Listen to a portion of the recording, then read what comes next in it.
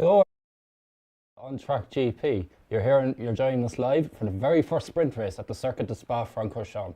And it's a first for many today because you can see I'm here, which I'm never really here on the stream. My name is Colin. I'm sure you've heard my voice before, but this is the first time I've decided to try and take it over myself, so don't come at me in the comments if it doesn't go right. But joining me today, of course, my buddy Lex. How are you doing, Lex? Good as always, mate. Excited for the race. Really excited for the race. Hope it's dry. Hoping for some good overtakes today and a little bit of action. Good stuff, hopefully so. Any predictions? Max Verstappen wins. Yeah, but that's a given. And I think we will have the two McLarens second and third. Hamilton fourth. Something will happen with Leclerc and George Russell sixth. Yourself? Oh, bold statements. As always. As always. I'm not really sure, to be honest. I'd love to see Piastri take the lead, but I'm not convinced that he'll be able to hold the lead if he does get in there. Because obviously the power of that Red Bull and the straight line speed with the DRS advantage, or so-called advantage. So we'll just have to see. Yeah. So yeah, perfect. So let's get into it. Obviously we're waiting for the race to start, but we have heard that there's been a bit of a delay. I don't know if you've heard that. Yeah, 5 minutes because of what happened in the sprint qualifying. What do you think of the sprint qualifying? It was really good. Really enjoyed it. It was a bit like yesterday. We had a bit of the wet track going to dries and everybody trying to rush on and get on as quick as possible, really. But it was good fun. Yeah, Lance Stroll. Lance Stroll, our favourite driver. That shouldn't be on the grid next year, should he? Surely his dad's got to sack him. I don't know, but are you gonna sack your son? I would sack him if he was my son. Yeah. He'd be gone, mate. He'd be off. That's what we always say, isn't it? You have to make a decision whether you need to keep him there or not. But yeah, it was a very funny mistake. I do agree that it was the time for slick tyres. Yep. But I think he just pushed it a little too hard. And a lot of the drivers were saying over the weekend that particular corner, turn 9, is the worst in the wet. It's, it's the one that doesn't dry off. The no-name corner. The others, the no-name. Well, depending who you ask. Some people are saying Jackie Hicks corner, some people are saying Speaker's corner. So we'll keep it at turn 9 just to be sure. So so let's give a quick look at the grid and what happened in sprint shootout, not qualifying, sprint shootout. Sprint shootout. So trying to find my notes. So yeah, we talked about the Stroll incident. We talked about the way the track changed constantly from wet to dry throughout the session. Yeah. But one thing as well we didn't mention was the little bit of a mess of pass had in SQ1 with Nico Hülkenberg. I don't even think he set a time in the end. No, was it Hülkenberg last week as well, where they had with Haas where they didn't get him out? It could have been, yeah. I think it was. They just keep making these same old mistakes at Haas. Yeah. Obviously, Otmar Statnav went yesterday. They got rid of him. That's right. Yeah, that was big news for Alpine. Kind of came out of nowhere. Is Steiner next? Is Gunther going? It's he's quiet these days. You don't see him as much on TV. And that team hasn't progressed in 6-7 years. At what point are they going to sell the team? Does Gene Haas had enough of it? I don't know. I think it's all these silly mistakes over and over again. I think it's something they've got to start looking at, as much as we like the guy. Yeah, I think it's funny with Haas in the last few years because they've always come in, particularly in these last 2 years with the new regulations, how they've come in and they've said, oh yeah, our car is really good this year. It's a lot better than last year. But we all see the same thing. They just kind of fall off. They might have a great result at the start of the race, but that's all we really see from them, which is a bit of a shame. Yeah, they set it for qualifying and then they fall backwards and finish like 7th or 8th in the constructors, don't they? Yeah. Very below average. Yeah, Nico Hülkenberg in particular wasn't very happy with what happened in SQ1. He questioned the team over the radio and said, oh, that was a very interesting execution there. Did he say that? I didn't hear him say that. Oh, wow. To which the team had to apologise to the drivers for it, so I heard. So not a good Belgian Grand Prix for Haas so far. No, not at all. On that, what bit of a side one. What did you think of Max's team radio yesterday? Yeah, I think it was just heat of the moment because he got kind of really caught out. He just squeezed through in the end. Yeah. But I think his engineer Giampiero Lambiase was right. He said, well, what do you expect us to do? Do we do that, or when the track gets 2 seconds faster in a couple of minutes' time and you've no energy, what do you do then? So what a great just general way of dealing with Max, isn't it? The way he sort of just calms him down and he says he's getting used to it. I think, he's a great engineer. Really good job he did there with him. Because he think- could have went the other way, couldn't it? Could have had a blazing row and, it goes into Q3. Yeah, exactly. And, I think it just shows how well they really work together. Yeah. When you see that type of thing going on, they're not afraid to say things to each other, which is great. In public too. Yeah, exactly, yeah. If you want to drop your comments into the stream, make sure to drop them in. Let us know. We'll read out a few throughout the race. Hopefully it'll be a good race, and drop your predictions as well. We'd love to hear them. Yeah. So we would. And another thing to push on as well, or to mention, we were talking a bit about it before we went live. Hamilton and Russell. A little bit of handbags coming through the first few turns. Stress, and they stressed me out of it yesterday as well. Hamilton ran wide, and the stewards looked at it for a second. It's the second week in a row where they put George in that position, where he's got traffic at the end of coming up to a hot lap. If you watch the replay, zoom by Lewis, because I think in the post sprint shootout, in the interview afterwards, he said the information was wrong. Do you see that? He said, I didn't catch that, no. No, they said the information was wrong. Lewis said it as well. They thought they had less time than they did. So obviously Matt's got over with 2 or 3 seconds to spare, and he was 4 or 5 seconds behind. So that's why George went zooming off, and obviously went way too hot into the hairpin at the end of the straight. And I think after he's locked up like that, I think he's got to concede that the lap's gone, and he should have let Lewis go ahead of him. So probably cost Lewis, I think maybe another pole, if I'm honest. Really? Lewis said he felt like he had pole afterwards. So he did look like he was up there in the initial run with Verstappen. So he did, he did. To be fair. What did you think of it? Yeah, I thought it was really strange again to see this. Like I said to you before, this isn't the first time this has happened between the two of them. We had it in Barcelona a few weeks ago as well. Yeah. And if I was Toto, I'd be getting just a little bit hot under the collar. Yeah. Maybe it's worth a conversation. These two guys just say, look, we don't mind, but just calm it down a little bit. Yeah. But I do think Mercedes got to give him a bit more breathing room with each other. I think this has got to be an internal discussion with him, but hopefully we sort it soon, because it's getting... There has to be the trust there as well. I do often say with teammates, sometimes teams are a little bit too hesitant to let them fight or battle with each other. There has to be the trust there that they can do it as well. Yeah. Or it's never going to work, I tell you what, can you imagine if they're in the championship? Yeah. If they're in the championship, it would not be good, would it? Yeah, it would not be good if they're in the championship. Oh. Boy. So, and just to ask you as well before we get underway here, Oscar Piastri. Oscar Piastri might be my second favourite driver. He's incredible. I'm convinced after today, to be honest. Yeah, he's been showing this speed, like consistently, like creeping up. As he gets used to the car, he hasn't even drove at Spa before. He's never driven at Spa before this weekend. Not in an F1 car. No, not in an F1 car. He didn't drive last season. He was a reserve driver. Daniel Ricciardo made a comment last year that they put the car towards Lando. Lando's the number one, and he's either with him or outperforming him. I think he's rapid. I honestly think it might be a little bit too early, but I think we've got a Vettel kind of level driver. Like a driver who came in, it's reminiscent of, actually, funny enough, another Australian, when Daniel Ricciardo came in with Vettel in Red Bull and outperformed him. Yeah. And I think it's starting to see little signs that could happen. I think we've got a big talent on our hand with Piastri. We definitely do. I know there does be a lot of talk, especially in the last few years, when you think of the likes of Van Doren or Julian Palmer. They come through from F2 and they're like, oh, this guy's the next level. But when he gets to F1, it's like he just crumbles. But now with Piastri, I think this is the real deal, because we've seen him, like you said, he didn't drive last year at all. All year as reserve driver. I don't even think he tested for Alpine last year. He didn't do a test, he didn't do nothing. He was just in there. And then he gets in here, and we didn't really see much of him because, as we know, McLaren started very poorly at the start of the season. But now the upgrades are in and they're really performing well, and Piastri's just gone with it. And I think this is really, really good stuff from him. Did you see his reaction to being second as well when they told him the gap? He couldn't believe 11 hundredths of a second. He swore, didn't he? He did, He was upset, but that shows great mentality, great mindset about it for someone. How old is he? He's got to be, he's early 20s, isn't he? I think he's only 22 or 23. Yeah. So he's a future star. Oh yeah. I think he's a future star. Sure. I don't think there should be any questions asked about whether McLaren made the right decision. Over Ricardo last year. No. To be honest. The only decision McLaren have got is they've got to lock him up to a long-term deal. Because I tell you what, sort of snowballing a little bit, The Hamilton deal still isn't signed.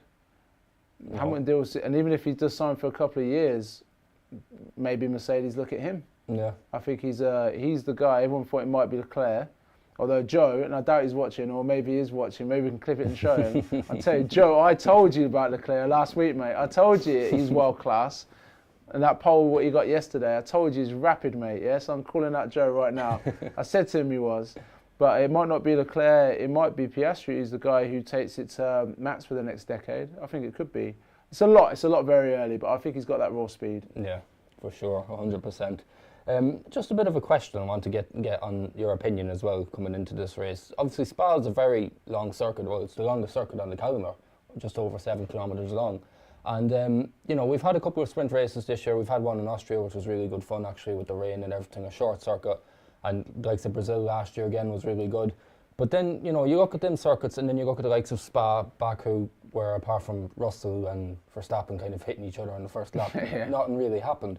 Do you think the sprint race is suited for the long circuits like this, or? I don't think it's suited at all. I think, and this was my issue last week with the qualifying with the different compounds. It's starting to go away from what was traditional F1, like the pinnacle, the excellence of the sport of engineering, of setup, of driving, and more towards almost like a lottery, almost like a pinball machine to see what happens. And in interchangeable conditions at a circuit like this, there's a lot of luck of the draw. There's a lot of luck of the draw. Are you on the right tyres at the right time? Are you on the right piece of tarmac where you haven't got traffic, where you've got enough time to get around, where Stroll hasn't put it in a wall, or there's 10 people at the bus stop, like all of these different things. So for the spectacle and what Liberty Media want, I think it's great, but I'm not a big fan. Have you been to Spa? I've never been to Spa. I have to agree with what Matisse said yesterday in the qualifying recap though. It is the best circuit on the calendar. I've been twice, and I will support that 1,000,000%. Because when you said it's a long circuit, I was like, yeah, I've tried to bloody walk it before, mate. I started down at the bus stop, went up El Rouge and Radio, and got towards the top of the Kemmel, and I was like, nah, forget this. There's a shop selling all the hats and that at the food store, so I just veered off to the left and circled back down, mate. Bearing that in mind, I've been to Silverstone though maybe about 5 or 6 times, and I've yet to make it around the circuit. I've only ever been on one side of it because I just can't walk that far. That's another long circuit as well, though, isn't it? It is a really long circuit, yeah. Beautiful circuit, most fun circuit. I think Spa's right up there. Without going off too to the side, with the schedule and the calendar, I think there's I think they need to start protecting a few circuits, like having this heritage circuits. So like Monaco, they could take out the chicane, but Monaco, Spa, Monza, Silverstone, Suzuka, maybe there's something to talk about another time, but there's 7 or 8 where they should never touch, even for these street circuits or whatever, and Spa's right up there. Driver's circuit, quick, slow corners as well, just amazing. Yeah, for sure. I would agree with you. Actually, on that note, I seen a thing during the week that the CEO of F1, Stefano Domenicali, has come out and said that Silverstone, in fact, is the only circuit that would have a forever home on the calendar. Oh, wow. So that's good. But I'd agree with you. There's like the circuits like you said, Monaco, Spa, Monza. Yeah, they mightn't be the best race every year, but the history there, the passion, the love of the sport, it goes for itself. 100%. I think as well, just to put in there, the likes of, you can add your Las Vegas, you can add your Jeddah or Qatar or whatever, but for me personally, there is no better sight, we'll see it now in a couple of minutes, than 20 cars racing each other up Eau Rouge. Oh, for me, that's F1 in a nutshell. Yeah. It is just incredible. I agree. The other great circuit I've been to is Monza. Oh, yes. And there's no words. Like, if anyone wants to go to a circuit, honestly, I've been blessed with Spa, Monza, and Circuit de Catalunya was really good as well. I've been there before. It's a lovely circuit, yeah. Really good. But Monza, there's no word to describe the Tifosi. And I was on the Parabolica, me and my dad in Mercedes stuff, and maybe 10,000 Ferrari fans. Absolute gentlemen, but you can't describe. You can feel that energy in the air, like it's at a football game. Yeah. And again, the same. Like seeing a car go around the Parabolica all the way up that straight to the famous chicane. They've got to protect those races. That's F1. That's F1 at its purest. Yeah, that's the definition, isn't it? Yeah. That's it at its very best. Well, let's have a quick look at the grid here before we get underway.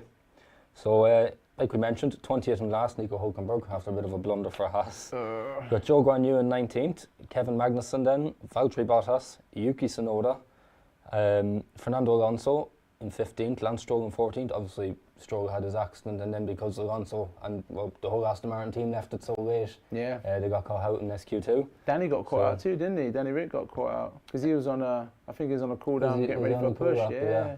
Well, he did very well. We'll get to him now in a second. We have Logan Sargent and Alex Albon in 13th and 12th, and then, as you said, Danny Rick in 11th, just outside the top 10. Another really good performance for him. Yeah. So it is. I know he got a little caught out in qualifying yesterday, but once again out qualifying Tsunoda in the same car, which is great to see.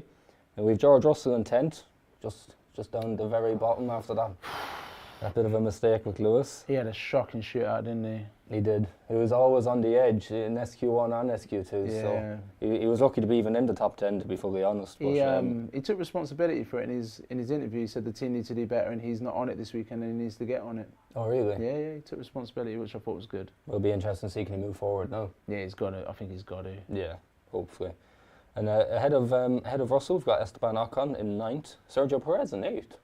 That's a bit far down for a Red Bull. I suppose it was tricky though when the track was constantly don't do that, mate. It was the same thing on Matisse Eniers. He was Perez Patrol. Ridiculous. Not in check today. He's not in check today. He's never in check. He's in checkmate when he goes out the team at the end of the year. That's it. That's the only Checo's got. He's in check for tomorrow. He'll be starting from 2nd, so we'll see what we can do from there. But I forgot he's in 2nd tomorrow. Yeah. Hamilton's in 7th. A good result for Pierre Gasly in 6th in the Alpine. Yeah, rapid. Lando Norris 5th. Charles Leclerc in 4th, we've Carlos Sainz in 3rd, and then Oscar Piastri in his first ever front row. And just beside him, of course, it is Max Verstappen. Yeah. Where was Leclerc 4th? 4th, yeah. Oh, Sainz did him.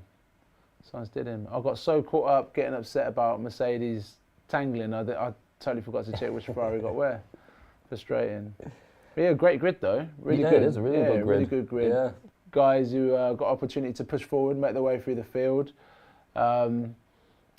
My hope for the start is that Piastri gets his elbows out and says, you know what, I'm here. I'm here, Max, and I'm here. I'm not just here to be a rookie or whatever. Let's see what you got. Yeah. Stick his elbows out. It's a sprint race, doesn't mean much. You know, what's it worth? Like 10 points or something like that. Just have a little bit of fun with it. Yeah, well, that'd be great to see. I mean, and I think Piastri showed us already how well he can race wheel to wheel. Like, you know, we've seen him in Hungary against, I think it was Perez. He had him all the way from the first corner up to like turn 4, and I know he went off the grass after a while, but he was just stuck in there. He was like, I'm not letting this go if I can. Yeah. I mean, we might get what we want actually, although I'm having a little bit of PTSD here, by the way. So just to explain, because Piastri alluded to it, P2 or going out the hairpin, the first hairpin is actually the best place to be at Spa, because I think it was 2017 and 2018. And if you could put music on, you could put it on. But I was crying because I was on the Kemmel Straight and Vettel took the slipstream from Hamilton. Oh, I went by him. Here comes Sebastian. Here comes Sebastian. That was brilliant, yeah. Well, the worst part is, on the actual race replay on F1, you can pause it and you can see my Mercedes cap backwards. And as he's level with Hamilton. And if they went to the front, you would have seen tears going down the side. Because that Ferrari is rapid. That's when they were burning the oil, isn't it? Yeah, they're burning right. the oil. Yeah, they're burning the oil. So down the straight, stood no chance. But more importantly and more relevant, that McLaren's rapid in a straight line. No DRS, obviously, so the Red Bulls can't use that. So if he lets Max get off and he gets in that slipstream, if he keeps close enough, there's enough of a space there to really get back after him for sure. Chance. And, you know, the track would have changed since the sprint shootout. So.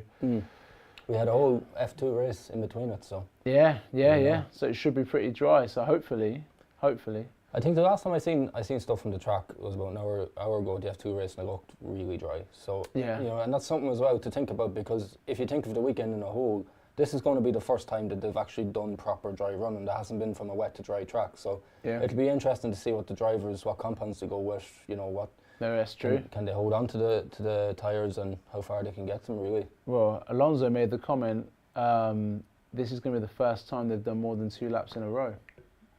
In all weekend in Spa. Yeah. They haven't done, I mean, two laps in anger, so to speak. Not just a lap, cool down a lap, and then go again. They're going to be going full throttle for the first time for 1-2 laps, so could be interesting. Could be fireworks. At the top of that hill after the Kemmel Straight, there's always fireworks up there as well. I'm not talking about 2014.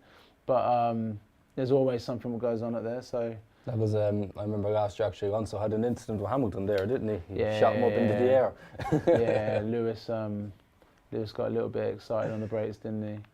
But yeah, there's always something. He loves that top of the hill actually, doesn't he? It always goes wrong for him up there. 'Cause that's where Nico hit me happened as well, didn't it? At the top of that hill. Yeah. Oh dear. Real controversial race in 2008 at Spa.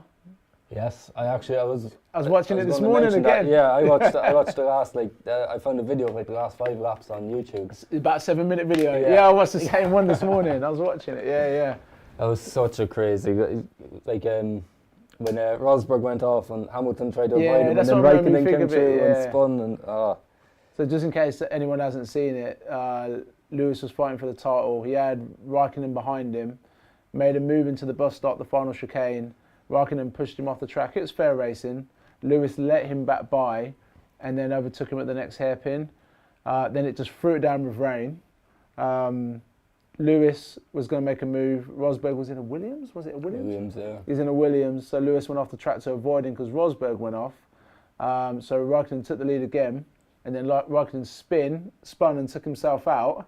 So Hamilton won the race, but then they gave him a 25-second penalty for not giving enough space, was it? Or not enough meters after he re-overtook him. I think what it was, he gave the position back to Raikkonen. Yeah. And then he didn't leave enough time, he attacked him straight away. It's you didn't really give him the position back. Yeah. Which I suppose, you could argue either way. It's very hard. 25 seconds is a bit wild, isn't it? Can you imagine if it happened today with Twitter? F1 Twitter would literally explode, wouldn't it? So Elon Musk would just post, say, no Formula One, the servers are on fire, they're fried. The words F1 would be just banned on Twitter. It would take it out. So they're showing a weather report on the screen as well. I think there's been a bit more of a delay because it just said 28 minutes. It didn't it? Yeah. Are they expecting more rain, or they could be, No, they're going out to the grid though. Oh, that's Lando. Probably doing practice starts just to get ready before we go. There can't be a delay. Surely not. Track looks bone dry, unless that was from earlier.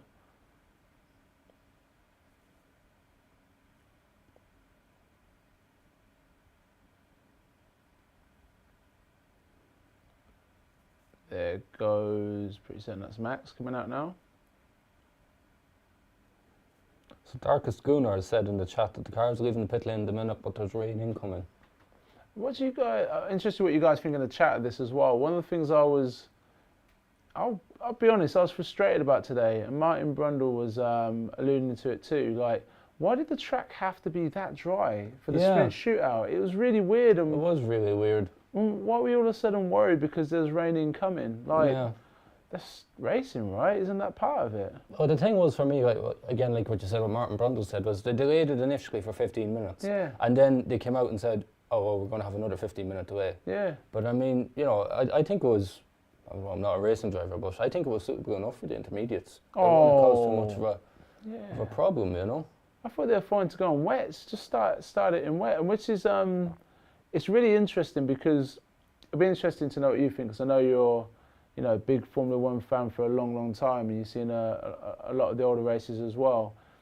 It seems like Liberty Media want more jeopardy since they've taken over. Yes. And rain seems to bring more jeopardy. So I'm not sure why they're so averse to rain. Unless it's got to be a safety thing, hasn't it? It's got to be a safety thing, but I'd imagine so, because I'm sure you remember 2021, they had that really wet qualifying session, and Lando Norris actually had a big crash up at the top of Eau Rouge, so they're probably just very kind of...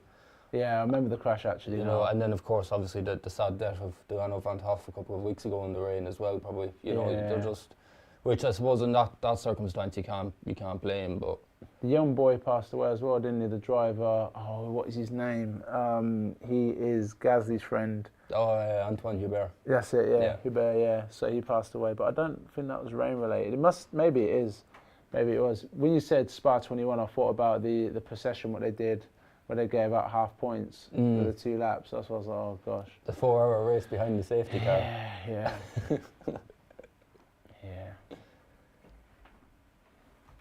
Well, hopefully they get underway, because if the rain's incoming, now's the time to get going. Surely.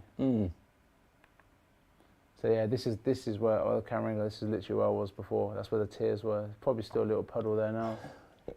I can imagine standing there. I've always thought about the speed when they come around that corner from Radion. It must be incredible. Yeah. So it must.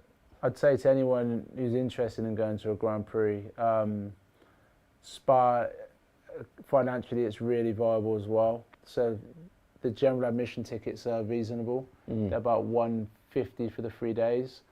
And we literally just went decathlon and just got deck chairs, like little tent chairs for €5 and sat with them. And because of the terrain, you can sit on the hill and you can see so much stuff. Orange Army are super cool. The atmosphere is really good. The only thing is, the only tough part, there's two tough parts. It's a bit of a trek to get there. There's a little bus what takes you from the train station, what takes about an hour, but it's fine. The atmosphere is good on it. But to get to the top by Radion, your quads are going to do a workout. It's steep to get up there, but once you're up there, you're fine. Yeah. But it's definitely, I'd recommend anyone, you know, quite easy transport to get across to Belgium. I was actually talking to the other half about it today, saying it's something we should look at doing again, because I went 2 years in a row. It's just so accessible. Yeah. Such a great track as well. But I never got to the bus stop and that bothered me, so that's why I've got to go back. Yeah. Walk the whole circle. Yeah.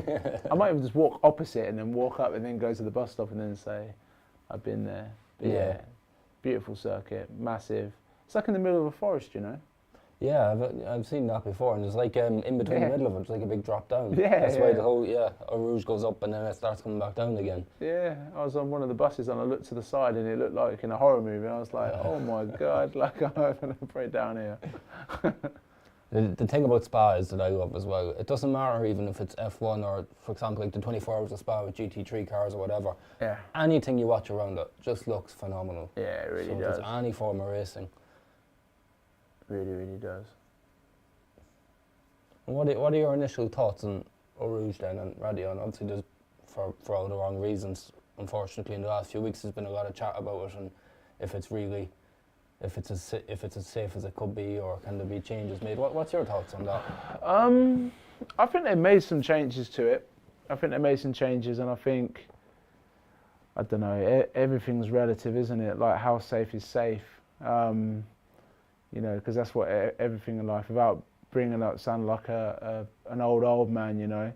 Back in my day, you used to climb a tree and it wasn't a problem at school. You climb a tree now, you're not allowed near them. So I think they've got the technology where I think ultimately only F1 and the FI can make that decision. I don't think any of us can do it. They've got the technology, they've got everything they need to do to work out if it is safe, and if it isn't safe, what they need to do it. So, I mean, obviously, but Huber passing away, I don't think that was particularly Eau Rouge and Radion, was it? I think he T-boned. He was T-boned by another driver. Yeah, he was T-boned. That'd be my argument towards it as well. Yeah. I mean, you can say about the corner and whatever it had to do with it, and maybe the corner shouldn't have been organised in a way where the car shot back out when he hit the barrier. But you know, things like that can happen at Monza. That could happen at Silverstone. You know. Yeah. It's just really unfortunate what did happen, and it's just a little bit of that. I think you can't take away the danger fully in Formula One, or you know, in racing in general. Yeah. Unfortunately, but I mean, if you look at, I think they've just got to do everything they can to make it as safe as they can, and if they deem the risk, and they all do risk assessments, if the risk number's too high, then they've got to make all the changes to make it isn't. But just on your point, if you think back to Monza 2021, where Verstappen's Red Bull ended up on top of Hamilton, and that was just off a sausage curb, and it was at low speed. So I don't think you can ever definitively say one thing is way more dangerous than another in motor racing. I think it's just a dangerous sport, full stop. They just got to make sure it's as safe as possible, and if it's something to worry about, then they're going to have to change it. But what would they do? How would they reprofile it? I think that's... Well, I know one of the main problems of that particular corner, especially at the top, is that they've put the tyre barriers all the way back. But I'm sure you've probably seen that. They knocked the house down, didn't they? Yeah. I'm sure you've seen when you were there that the other side of the circuit there's like a complete drop off. So they literally can't go any further with the tyre barriers. Yeah. Which is one of the main problems. There was talk a few years ago of putting a gravel trap up there again, but I don't think that's really in the plans going forward. And you'd argue again, is a gravel trap up there the right thing anyway? You know, because cars tend to fly when they go into a gravel trap at speed. But it's really difficult to know. I think the only thing they could really do, which makes sense, but it would take away some of it, is if you think it goes to the right, to the left, would be to take away that part of the hill and just have it so it's just a straight up the hill. And then gravel track all to the right, gravel track to the left with fencing as well, so it's just a straight up the hill, and do it so it increments up rather than just being steep. It's just increments up to Gradual. just a straight, yeah. And then when they get to the top of Kemmel, it's the top of Kemmel. And saying that, they might actually do that because they can whack grandstands on it then. That's a very good point, yeah. Which is sad, which is really sad. So it looks like we might be a legit 30 minutes away from, or 20 minutes away, and I'm surprised that we're delayed this much. I was actually just looking there to see on the internet, but I couldn't see anything. I'm pretty sure that it said 3:30 on the website, so there must have been a change just lately. It was 100% a 3:30 start. 100% a 3:30 start, because it goes in with your 30-minute race as well. So unless the delay's been that much, I guess. I'd imagine that there was, I'd say it's just an lingering delay, because obviously you had the delays in the sprint shoe, how to delay the start of the F2 race, which would delay this in turn. So, and then you've that whole 4 hours and 30 minutes to be ready that the FIA have brought in. So here's one for you then. Well, we've got a bit of time. What would be your ideal 10 teams, including manufacturers who are no longer or who aren't in the sport? So is there any manufacturers you want to bring in, or any teams who are gone? Because we've got a bit of time. Anyone in the comments, any team they can think of? Yeah, for sure. Shout out in the comments if there's any teams you'd like to see come back to Formula One. What would be your Formula One dream grid? I don't know about picking 10, but I'd have to say probably being Irish, obviously Jordan. I'd love to see. I was thinking Jordan back. Yeah. With the front nose and everything. Yeah. Oh, how good would that be? The snake on the front. Yeah, nose. the snake on the front. So oh, cool. Yeah. I remember that. And they were always kind of like underdogs as well back especially in the late 90s. They're always kind of giant killers, which was great. The Fisichella.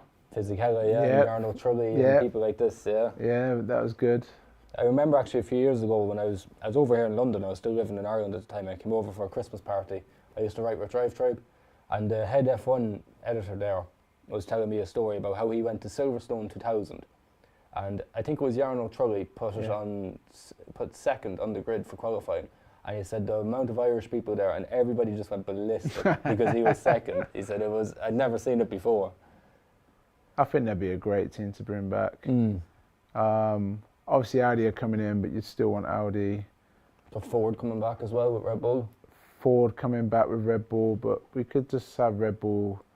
Red Bull just take some responsibility for themselves, and they've got their powertrain. Stop leaning on everyone else and then blaming everyone else. Don't have a go at me in the comments.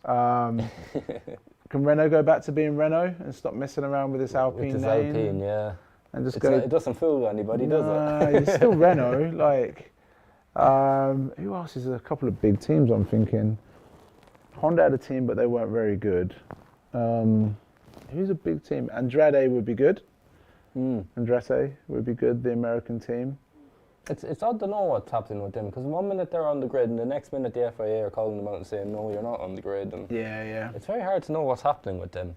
What about Porsche and BMW? Porsche years and years ago, back in the 80s, used to have a really good engine for Formula One. I think McLaren won a title or two with them back in the early 80s.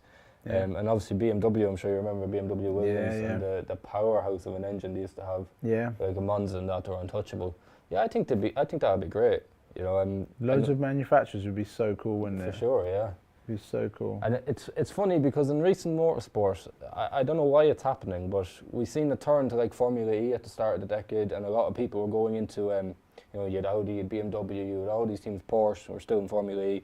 But now they've kind of pulled away, and a lot of them are going to the World Endurance Championship, and you see Porsche back there, we can see BMW, Lamborghini, and then you have the likes of Audi coming into F1 and that. It's really funny how they initially went towards that concept and then kind of realised, no, that's not what we want to do. Yeah, I think a lot of that, from what I've read and what I've been told, is those guys, they want to compete in the World Endurance, whereas Audi, and one of the reasons Mercedes are in the sport, is about building future sustainable cars and the hybrid and the biofuels and all that sort of stuff. Mm. So it's about the business, what they can get out of it. And it's almost like a testing research ground with F1 and putting a whole division into it, whereas I don't think those other companies are that interested in it. Yeah. So I could be wrong, that's what I read though. I suppose on that point as well, you've got the whole thing about F1 being net zero carbon by 2030 and the kind of image they're trying to build around at the minute. It's a big one, isn't it? It's a big one. One of, funny enough, one of the things I believe with the Hamilton contract, and I've actually been saying for a couple of weeks now on the channel, is that I think, because Toto owns half the team, right, Mercedes? He owns like 33% stake. 33%. I think Lewis either wants, I think he wants a big, and he's kind of alluded to it, and Toto's made some comments as well. And I think by that 2030, I think Lewis will want his own Hamilton Mercedes team. Maybe it won't be Mercedes, it might be Hamilton Mercedes, or they've got their own team, but I think he'll want it with his push for diversity and inclusion and stuff like that. I think he'll want that. Yeah. Because he's smart. He tries to get in with the group to buy Chelsea, didn't he? That's right, yeah. He tries to get in with them. Investment group there, yeah. Yeah, he's a part of the Denver Broncos group. It was the group with Jim Radcliffe. He's always trying to invest in that stuff. So I think he's at that mogul stage where he wants to start rather than just getting money. Because he was telling me, I can't remember, it was yesterday, a bit of a side one. It wasn't Harrison Ford, it was someone in Star Wars, didn't take the millions. They took a percentage of the profit of Star Wars, and everyone thought it was going to flop. So Harrison Ford and everyone took money. Yeah. Can't remember who it was. I'll look it up. Maybe someone knows in the chat. But because they took a percentage, this guy's like super billionaire. Yeah. And it's similar. These guys are working out rather than just take 10 million now, which is the equivalent of 1 million in 20 years. Just take a percentage of a team or start your own team. So I think that's the way that they're going to go. I think that's the way he'll want. He'll want something to do with that. So. It could be. Maybe that's the way he is thinking about it. And you mentioned Jim Radcliffe there, obviously very big involved in Mercedes as well with Ineos. Yeah. As long as he stays away from Man United, I don't mind. Is that still a thing, or? It better not be a thing, mate. Honestly, it better not be a thing. This guy wanted to. Anyway, that's for the other channel. That's for the. That's for DR. That's for DR to talk about. That's not for us. But yeah, be interesting. Yeah, definitely. There's a lot of talk as well, I suppose, touching on that thing about Sebastian Vettel, and is he in the run for a potential future F1 role? Do you think, senior role? There's been a lot of talk of maybe he'd be somebody good to replace Helmut Marko when Marko calls time, or 100%. Yeah. You could see Seb running it and Lewis having a team, right? You could see it. You could see their involvement that way. More present. I mean, if I had my way, this might upset some people. And we can talk about this, like ideal grids for next season. I'd love Sebastian to come into Mercedes. I think he's still got something left, racing for a German team with his buddy. You know, how good would that be? That'd be so good. That would be good. I just don't know where George would go. McLaren, maybe? I mean, maybe Russell does suit a McLaren. British driver, British team with Lando. Or maybe Lando goes to Red Bull. It'd be interesting to see what happens in silly season. I think that we might get a couple of shocks in the next couple of weeks. There's a good thing to touch on though. Any kind of real predictions for next season? Because myself thinking about it, I can't really see any drivers really moving anywhere. I know it's probably the same every year, and then you get the shock like Fernando last year going to Aston Martin. But it takes one, doesn't it? Oh, that's it, yeah. It just takes one. We've got 12 minutes to the race, by the way, guys. It's just counting down now. 12 minutes and rain incoming. Yeah, I'm trying to think who would be. Go through the teams. There we go. Here's my shock. Easy peasy. Joe's gonna hit me on Instagram or something for saying this. Carlos Sainz will lose his seat. Carlos Sainz is out at Ferrari. Really? I think so. Yeah, I think so. I mean, I watched the race preview in the week, and I saw Joe was talking about there's no number one, and it doesn't make sense at Ferrari because. Annoyingly, which is why I understand the Mercedes dominance, by the way, and why it annoyed people, and why I get it with Red Bull now with some people. I grew up with Schumacher. He was just untouchable in a Ferrari, and if someone led a lap, it felt like Christmas Day as a Formula One fan. I don't get, and he was always number one, and he was a bit like Max and Lewis in the fact that his number twos couldn't get near him, but he was always number one, and they did it with Alonso and Massa. That's right. When he said Fernando's faster than you, so I don't understand it, but I don't think Sainz is the level of a big three team, other than as a backup driver. I think at McLaren, when they were maybe fifth best team, well, about fifth then, he's good as a lead driver on a fifth best team. Bit of a David Coulthard maybe. And I think maybe Ferrari pulled trigger on someone. You know, outside massive dark horse, if Daniel Ricciardo keeps doing what he's doing, why not? That was going to be my next question to you. Yeah. Do you see Ricciardo on the grid next year? And if so, where? He's got to be somewhere, hasn't he? He's got to be somewhere. He's coming in and showing that he's solid. I mean, I think his options are, I don't think the Red Bull seat's there, unfortunately for him. I think he's got a shot, but I don't know. Because even Helmut Marko was talking about Tsunoda, wasn't he? But maybe. So his options, Red Bull, and probably Ferrari. Red Bull, and maybe AlphaTauri, that seat will still be there. But there's the young, can't remember his name now. So I think they like Liam Lawson and that. Yeah, Liam Lawson. Yeah, you know, I think they're very keen on getting him into Formula One. I did see a couple of rumours on Twitter over the week. I can't remember who sourced it, but they were saying that the reason why they didn't pick Lawson for now to replace De Vries was because for the simple fact that he's in his own season, and it wouldn't have been really fair to dump him into the middle of a current season and expect him to get on with it. But I'd say he's a very big shout for the drive next year. Yeah, I think it's got to be Red Bull or Ferrari. And I think that's why he did it, right? Because he didn't want to be in a Haas, he didn't want to be in a Williams, he didn't want to be in an Alpine. Obviously, he'd already been there. Like all the seats are taken up. He deserves to be in the sport. Deserves, maybe, I don't know. He's good enough to be in the sport in a good seat. I mean, Leclerc and Ricciardo, what do you think? I think that's an awesome lineup. Yeah, for sure. I think that's a really good lineup. Definitely work. That's a really good lineup. But then the question with Daniel is, he only seems to work well in that Red Bull car, or that concept. Is he going to go and have the same trouble he had at Renault and McLaren, where it's a completely different concept and he can't be the last of the late breakers and have that That's nose? exactly what happened at McLaren. Was he came into a car that he wasn't comfortable with, and he never could get the handle on it, really, which was a shame.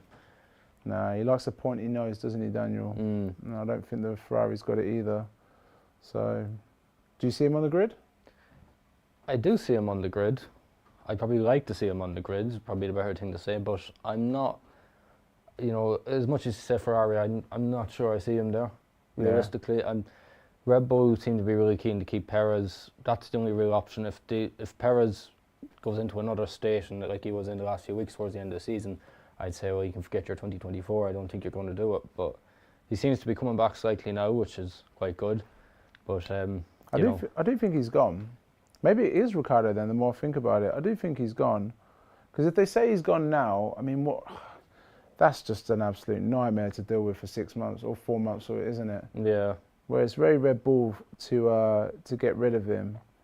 And I mean, the other thing is, you know, marketing-wise for Red Bull, having a South American driver, you know, it's a big thing. It's a big thing. When you go to Mexico, it's going to be jam-packed. Yeah. You know, that's big for Red Bull. We've seen it the last few years when Perez has finished on the podium. It's like a party. Yeah. So it's like a national holiday. They take the next day off to support him. So, you know, there's those clouds, mate. There's those clouds. I was sat at Radion actually one of the years, because my friend's wife kindly didn't want to go to qualifying, so she let us have a ticket in the seats at Radion what they had. And it's when it was rec qualifying. Who span? It was one of the racing points span and hit the wall. Oh, really? Yeah. So who was? Oh no, was it Racing Point? I think it was Racing Point. And Lewis was on pole, Ocon was second. Do you remember that one? Yes, I do remember that, Yeah. I think that was the year we were talking about earlier with Vettel, was it? Yeah. And they came down the Kemmel Straight in the first lap and they were like 4 wide. Yeah. That was brilliant. Yeah, it was that year, yeah. He did well. So we've got to be about 4 or 5 minutes from the start here. Got an answer for you in the chat. Go on in. Richard Lewis Townsend said it was Alec Guinness in Star Wars that took a 2.25% cut of Star Wars. There you go. Thank you, mate. Yeah. So 2.5% cut of Star Wars. He is definitely a billionaire. He earned 500 million. 500 million? Oh, gosh. Well, thank you. That's some awesome trivia. See, even when you're not here to do the trivia, we always get some trivia in there. In the chat. Thank you for covering my back today. Thank you. And figure that as well, 2.5%. If you're producer or, you know, director of a movie, you say, yeah, take your 2.5%. You know, it might work out to 50k or 100k or whatever. If we make a meal, then you're gonna get, you know, 100k if you're lucky. It's not even 100k, is it? 25k, and then it turns out to be 500 million. That's the best decision he ever made in his life, surely. After this stream ends now, I'm going to go on the computer and buy shares on Barbie or Oppenheimer, just to be sure, you know. I think you got to think of something, don't you? Be interesting to see where Formula One go next. With what? How many races have we got in the Middle East now? 4. Qatar, Saudi Arabia, Bahrain, Abu Dhabi. Yeah, 4. So 24. 6, what's that, 16%, 18%, 18% of the calendars. And obviously they're trying to buy, well, they've bought Newcastle, they've got Manchester United, they've got PSG, they've got Newcastle United, they're going to get Manchester United, they've got PSG, they bought the PGA Golf Tour, haven't they? They bought some golf, so is that what's next? Is Formula One next? They're buying literally every good player of the Premier League. Yeah, and bad player, and average player. Who did I see went yesterday? Someone, I didn't check it out. Someone said St. Maximin, but I don't know if St. Maximin from Newcastle's gone there. But I know someone, Fabinho from Liverpool went. That's right, and I seen Sadio Mane has gone to Al Nassr as well. Has he? Yeah. Gosh. Just when I see this, and just like, oh. If that Mbappe deal happens, that's crazy. 605 million for a season. And he'll only be there for 7 months. But that's the thing. There was a lot of rumours lately about the Saudi investment group trying to buy Formula One. Yeah. And there was supposedly some bizarre number, like it was in the billions anyway. I can't remember what it was. But the head of Liberty Media came out and said, look, they're going to need to do a lot more than that to even interest us. Yeah. So, you know, hopefully we're safe enough for now. They're with Formula One, they're really scratching the surface. You know. I mean, as much as I was saying, and I do believe it, like about Spa and being on the Kemmel Straight in a little €5 deck chair, you know, if an organisation like that comes in, that becomes grandstand all down the Kemmel, you know. Yeah. I think stuff like general admission goes, and you know, just scratching the surface of Formula One. Even the likes of, you know, I've heard crazy stories of like, you know, paddock pass tickets for Las Vegas being like 20,000. Yeah. Stuff like this. So, you know, there's a point, and then there's been ridiculous. There's one of the hotel owners is buying up loads of the tickets, and then he's putting it. That looks very wet, doesn't it? Yeah, that's what I was just thinking. But yeah, anyway, he's doing hotel and race packages for the weekend for 100k. He's bought up as many tickets as he can. So yeah. We're going to be doing quite a few watch-alongs, mate, I think. Yeah, I think so. just thinking in my head, my first race, Silverstone 2017, I remember I got the bus from Holyhead in Wales. We came over on the ferry. Hotel and everything was like €600. Wow. So you think of that, and then you think of Las Vegas. Jesus. Yeah. There's a video on YouTube, I can't remember the guy's name, but he does the cheapest ticket in F1. But then he's American, so he flew over to Bahrain, I think it was. It was Bahrain. And I was like, it's not the cheapest ticket because you just flown to Bahrain. Yeah, exactly, yeah. But, yeah, interesting. The clouds are over Spa-Francorchamps. So we just run through the grid again very quickly. We've got Hulkenberg in 20th and last. Beside him is Zhou Guanyu. Then we've got Magnussen and Bottas on the second last row in 18th and 17th. Then we have Tsunoda and Alonso. Alonso, as we said, got kind of messed over by his teammate crashing into the barrier at turn 9. And Lance Stroll is in 14th alongside Logan. I'll call him Logan sometime. in 13th. Alex Albon is 12th alongside Daniel Ricciardo, just outside the top 10 in 11th. And then in the top 10 we've got Russell and Ocon. That might get spicy, Russell and Ocon. It could get spicy, yeah. All depending on who gets the better start. Do you remember Perez and Ocon at Spa? That was probably 20. That was 2018, wasn't it? 17. 17. Yeah, I was there for that as well. When they come banging each other. Yeah.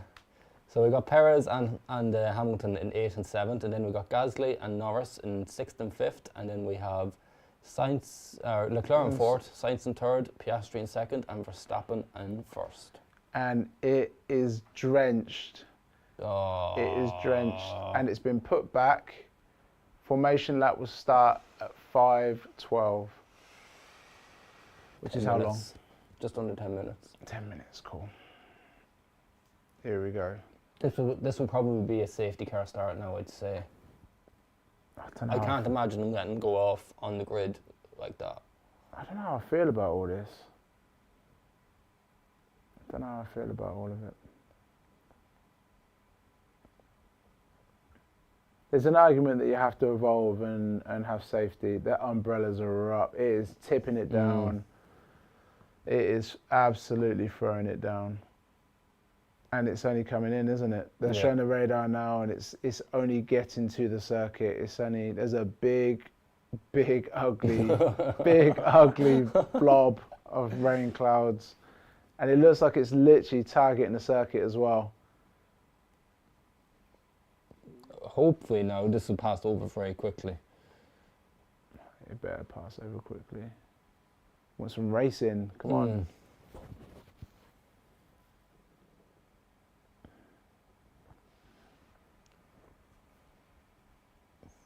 It's an interesting subject, the safety, isn't it? Because every this little lad can't get his poncho on properly. It looks like he's living inside it. It looks like he's just opened like a flat pack from IKEA and just put it over his head, doesn't he? The plastic. Yeah, plastic. Yeah. Like just in general in sport, so obviously Formula One, the safety is massive. Football, you can't challenge like you could even 2-3 years ago now. You know, they're changing that. Yeah. Basketball's exactly the same. American football's the same. So massive push on safety, which is 100% the right thing. Does eliminate elements of the games and sports, though, I think, to a slight way, you know. Yeah. I saw see everyone making a mountain out of a molehill out of Martinez challenge on Jude Bellingham a couple of days. It's a yellow card tackle. And he did the same as well to Saka, wasn't it? Was that Martinez? It was, wasn't it? It's just a yellow. Everyone saying it's pre-season. It's a yellow card tackle. It's pre-season. He's preparing. So the drains are overflowing. That's not race control. Oh, this is going to get stopped. Full stop. I think we're going to look at a complete stoppage here, guys. Unless the drainage looks like it might be working, actually. You just can't all wet. That's going to be an ice rink in Eau Rouge. Yeah. So it is.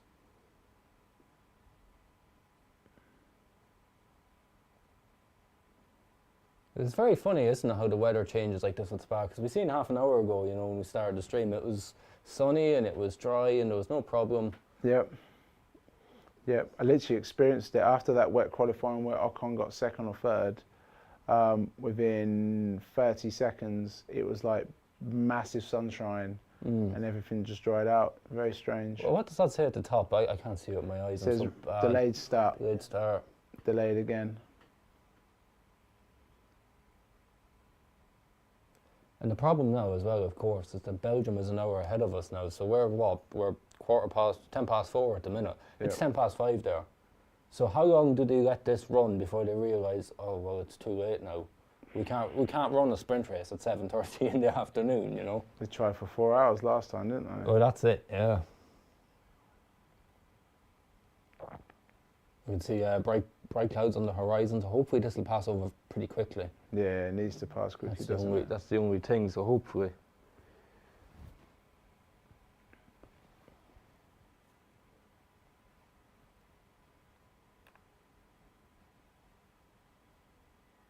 So what's it saying? Got away at 5:05 formation. I think it was raining too hard at the moment, apparently, because of the standing water at turn. Didn't say what turn that was. At turns, standing water at turns 8 and 9 and 10 are the issue. You know what? I'm gonna have to say, I agree with Martin Brundle. Just put some wet tyres on. Honestly, just put some wet tyres on. Because here's the thing, actually, right? If it's not safe in the wet, if the barriers aren't safe and everything like that, then it shouldn't be approved. The race shouldn't be approved to go in the first place. Yeah. If it's not safe for the worst case eventuality, then it shouldn't happen in the first place. I suppose, and you could argue the same point again, I think, you know, in terms of that, it shouldn't really be a problem, but I think the main issue is the fact that it's not the cars themselves, it's everybody, the following and the spray. And Yeah, I mean, yeah, I'm sure you've seen it yesterday in qualifying when they started, you couldn't see the cars on the straight. Yeah. So you couldn't, which is a big problem. So Yeah. Bert's out. Bert Lymander, is it? He's out in the safety car to go and have a little look. That's the medical car, isn't medical it? car, sorry, yeah, he's out in the medical car to go and have a look. So they're gonna, I reckon he's gonna delay it by another 20 minutes, and then what's this saying? The next heavy shower is expected in 2 to 3 minutes. We could be a while here, guys. 2 to 3 minutes, the next heavy shower. So, yeah, that's bananas. We mightn't get a sprint race at all if this keeps going Yeah, up. we might not get it. We might not get it. Might not get it. So we've got a moment. Is there anyone who wants to put in the comments their ideal grid next season, as in driver lineups? Any big changes that you guys want to see? Any drivers brought back? Anyone out other than Lance Stroll? Or do you want Lance Stroll in? I think Red Bull just want Checo in check. I think they want to check it and check, yeah. I just got really annoyed with my dad then. He's probably watching. I'm really annoyed with my dad because why didn't he buy a Formula One team for me, you know? Yeah. It's just ridiculous, you know? I think we could all say that, you Yeah. know? We all expect one under the tree at Christmas. Daddy, buy me a Formula One team and a super license. Please, it's only 200 million. Please. I'll be a good boy. I mean, the other question is, I think they only renewed Spa's contract last year or the year before. I think you're right, yeah. It was only recently, wasn't it? But what's going to happen if this keeps on happening? Mm. And if I remember rightly, they didn't have a ton of money. The circuit doesn't have a ton of money, and that was one of the sticking points. So it's not as though, because they've reprofiled... it's kind of going through a continuous evolution, or, you know, renovation, that sort of stuff at the minute, isn't it? They changed a few corners last year. I'm not sure if they changed much this year, but I think there's that constant kind of, like we've seen as well, the new grandstand at Radion and it's expensive, though, isn't it? Yeah. It's expensive.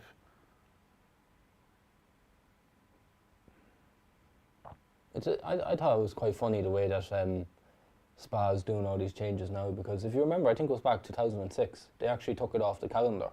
Yeah. Because for the reason that the whole circuit was being renovated. And I mean, it's less than 20 years ago compared to some circuits like Monza or that haven't really been renovated at all in recent years, you know. Monza felt like you were going back in time. That's the one thing I'll say about that. Yeah. So they had like concrete seating with little bits of plastic over the, like, I don't know, if the seats are as big as this, there's like little plastic things on top for you to sit on. But it felt like they'd been there, and they probably had been there for about 40 years. I felt they'd been there forever. Yeah, it felt like an old circuit. Like on me, Daniel Ricciardo just chilling out, having a drink. They've taken the umbrella away, which I can only imagine means it stopped raining, which I'll take now as a good sign. Yeah. Yeah, let's just race. Let's just see some skillful driving, you know. Who do you think would be the one to watch if the race was to start now in these conditions? I think the three you got to watch is Hamilton, Verstappen, and Ocon. And funnily enough, actually, Stroll goes good in the wet as well. He normally. does go. He does go well in the wet. wet. But Ocon goes well in the wet as well. So I think they're the four. Who would be my fifth driver on the grid who goes well? My top five. I feel like Leclerc doesn't go well in the wet. Why do I feel like that? I think memory serves, he doesn't go. Oh, Fernando. I think they're the five. No order. That's not the order. I think that's just the five you have to watch out for. It's funny about that with Stroll. You wouldn't necessarily rate him unless it was raining. Do you remember Turkey a few years ago? He took pole in the wet conditions. That was phenomenal. Yeah. Doesn't surprise me with Ocon, because Ocon's nurturing as a driver. He was just driving around in a camper van with his family, wasn't he? They took him out of school. Sold the house, bought a camper van, bought a go-kart and we're just driving around everywhere, and seems to have worked. But yeah, he's that sort of pure race driver. You know, if it's a level playing field, he's gonna do well. I think the moment there's strategy involved or different levels of cars, that's where he struggles a bit. Yeah. They're not saying what Lando's saying. Probably something about Piastri being quicker than him. I'm not too sure. They're expecting the rain to stay until around 20 past. So it's about 8 minutes.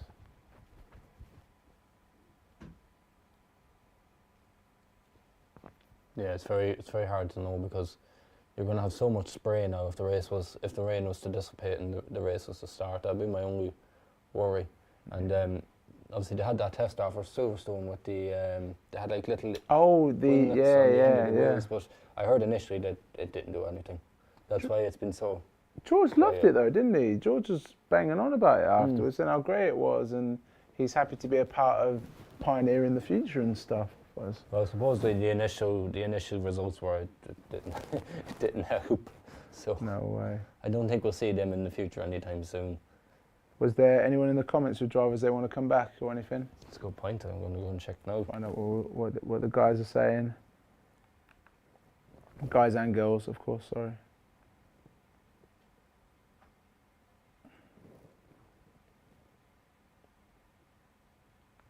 Nope, nothing yet. Nothing? Very quiet today, guys. Not even Kimmy? Not even Kimmy back? Quiet. Yeah, they're probably watching the rain on the TV with a cup of tea. It's nothing like watching rain with a cup of tea, you know. It's not being in the rain, watching rain. Out the window. Yeah. Watching the rain. There'll be, I actually got caught out the other day in the rain shower. I was at home. Did you? I had opened the windows upstairs in our flat and I completely forgot about the rain and it came in, destroyed the wall. I did that for a split second. I didn't do it for long though. Managed to get it. Lewis has gone for a comfort break. Thankfully, I've never been in this position in an actual Grand Prix where I got soaked dry.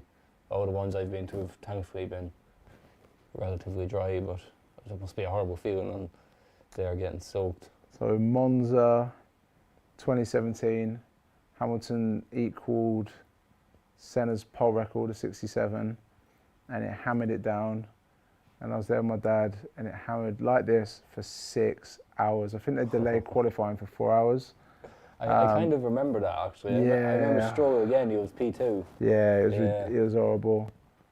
So saying the rain is going to stop. Oh, it stops in 5, then there's a gap for an hour. But yeah, the first couple of hours it was fun and funny. And then everyone was hiding. You know like the stairs that have like bridges over the track, everyone was hiding in those. It was really? it was like cattle in them.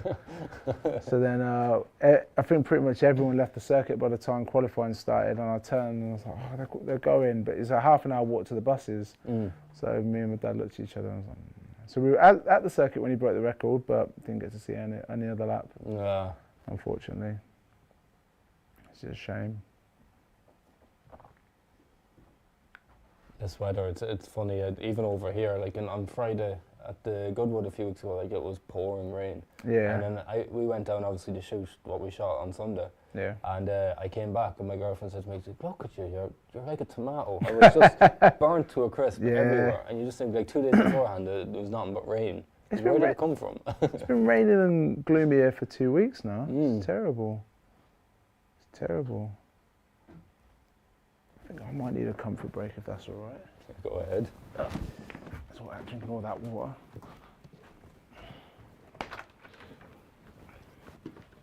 So yeah, just to update the minute, it is currently pouring down at the Circuit de Spa-Francorchamps. So we're going to hold off for a few minutes, have a quick look and see if it can slow down, maybe dissipate, let the drivers race. But at the moment, it's not looking so promising. I know for a fact that they have been saying over team radio that they're hoping the rain will stop within the next 5 minutes, and then there'll be hopefully a dry spell for about an hour or so. So we will just have to wait and see. Hopefully we can get some racing underway and it won't be too long without some sprint race action here at Spa. Let's have a look at the comments and see what you guys are saying.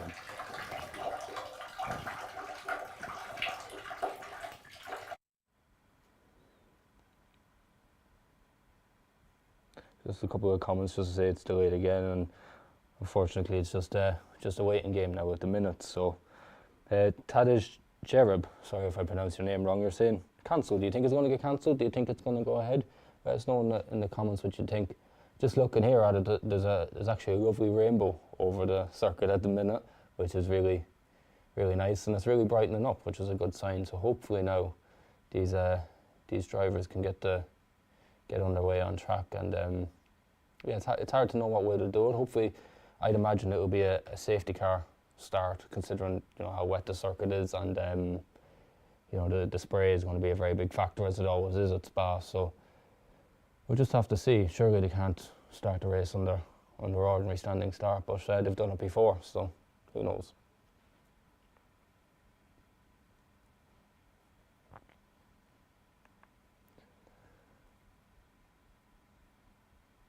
The fans are still very, very happy to be there and waiting for some action. So, I mean, I don't think I'd be that happy if I was getting rained on like that. But the ponchos and umbrellas up as well. So, definitely people have come prepared.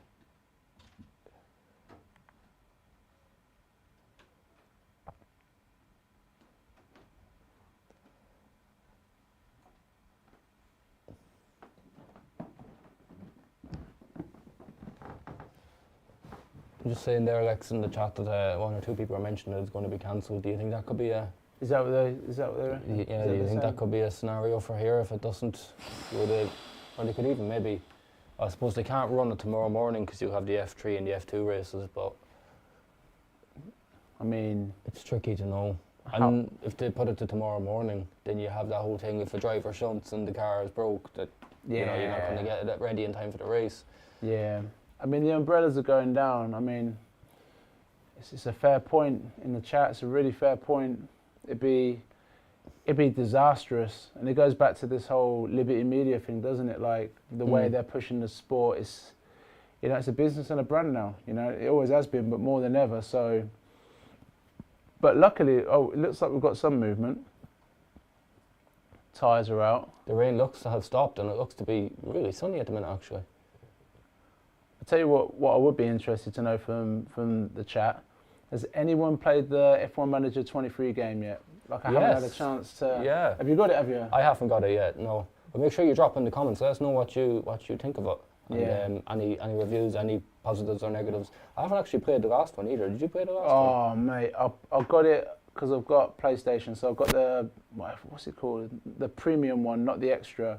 And you get a little trial, like a 5-hour trial. Oh, cool, yeah. It's the worst, mate. It's like giving someone half a bag of crisps and then taking it back when they're really hungry.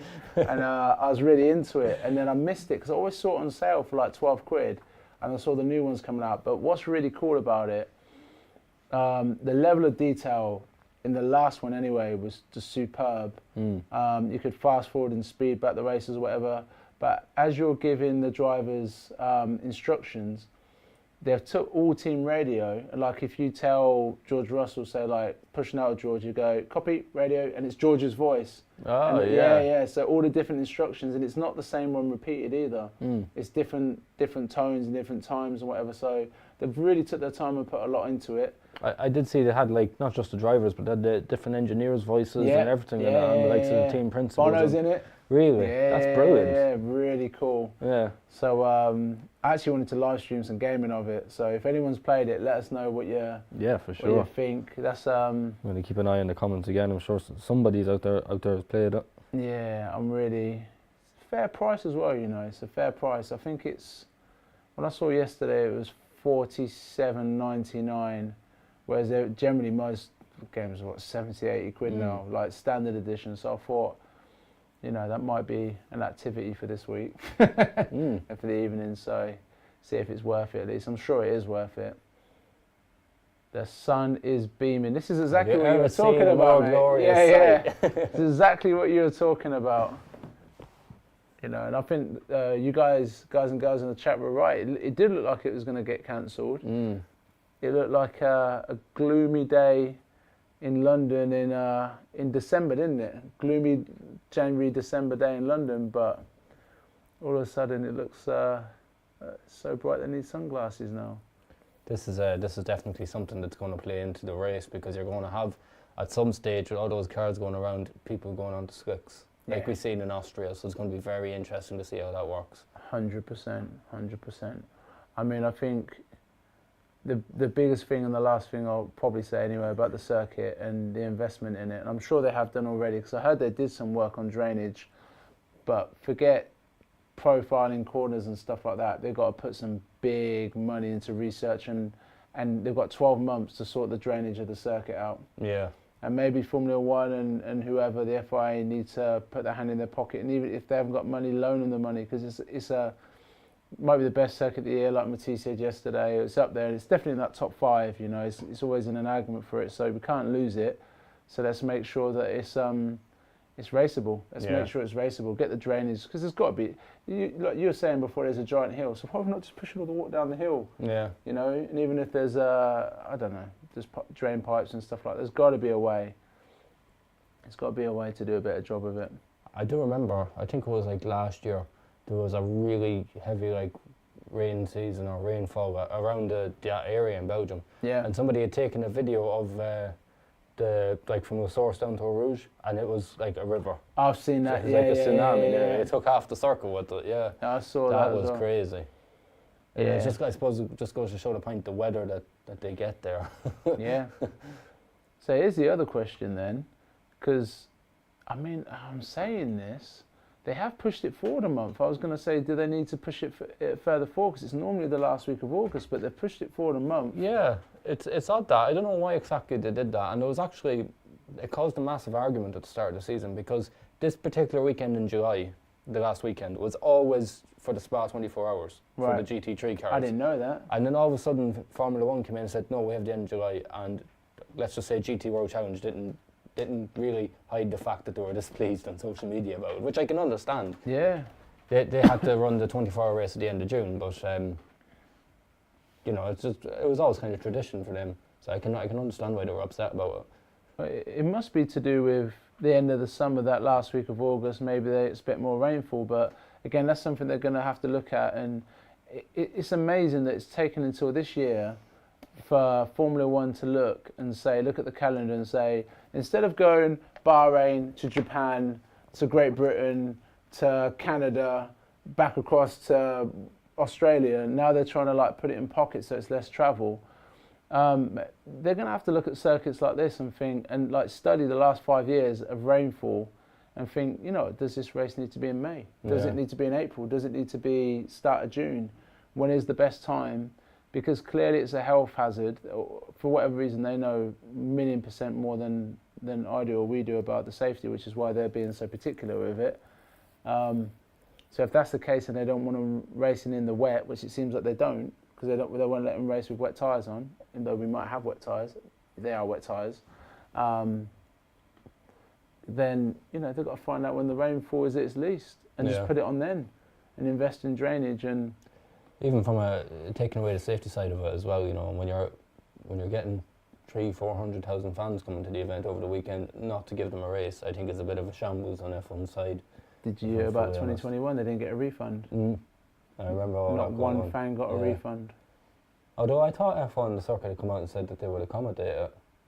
I can't really remember. But I remember they said that, and then the people appealing in the T&Cs, terms and conditions and stuff, because it did the 2 laps under the safety car, and I think it was officially counted as a race or something, which is ridiculous. I mean, don't get me started. I mean, we know how close the title fight was, and Max gained 5? Did he gain 5? Yeah, about 5 points, because Max got 12.5. Second place, because George was second, wasn't he, in the grid, so he would have got 9.5, and then 7.5. So yeah, Max gained 5 points. That whole thing for me was an absolute shambles. Yeah. So it was, and even not taking away from Russell or Williams, who did well in qualifying to get there, but you couldn't feel happy for them, because it was like, you know, it was a bit of a farce. Yeah. So it was, and then as well, this whole 0.5 in the points just confuses it. You know, it's not needed. Yeah, it's poor. There's a few things that need to be ironed out, which is why I said they're just scratching the surface with F1, aren't they? Really, there's got to be a few things. I realise I'm a a traditionalist and stuff like that. So me personally, I'd bin the sprint races. I'd bring back 3 practices of 90 minutes, and I'd say I wouldn't even have, because the testing limitations, I'd take them off.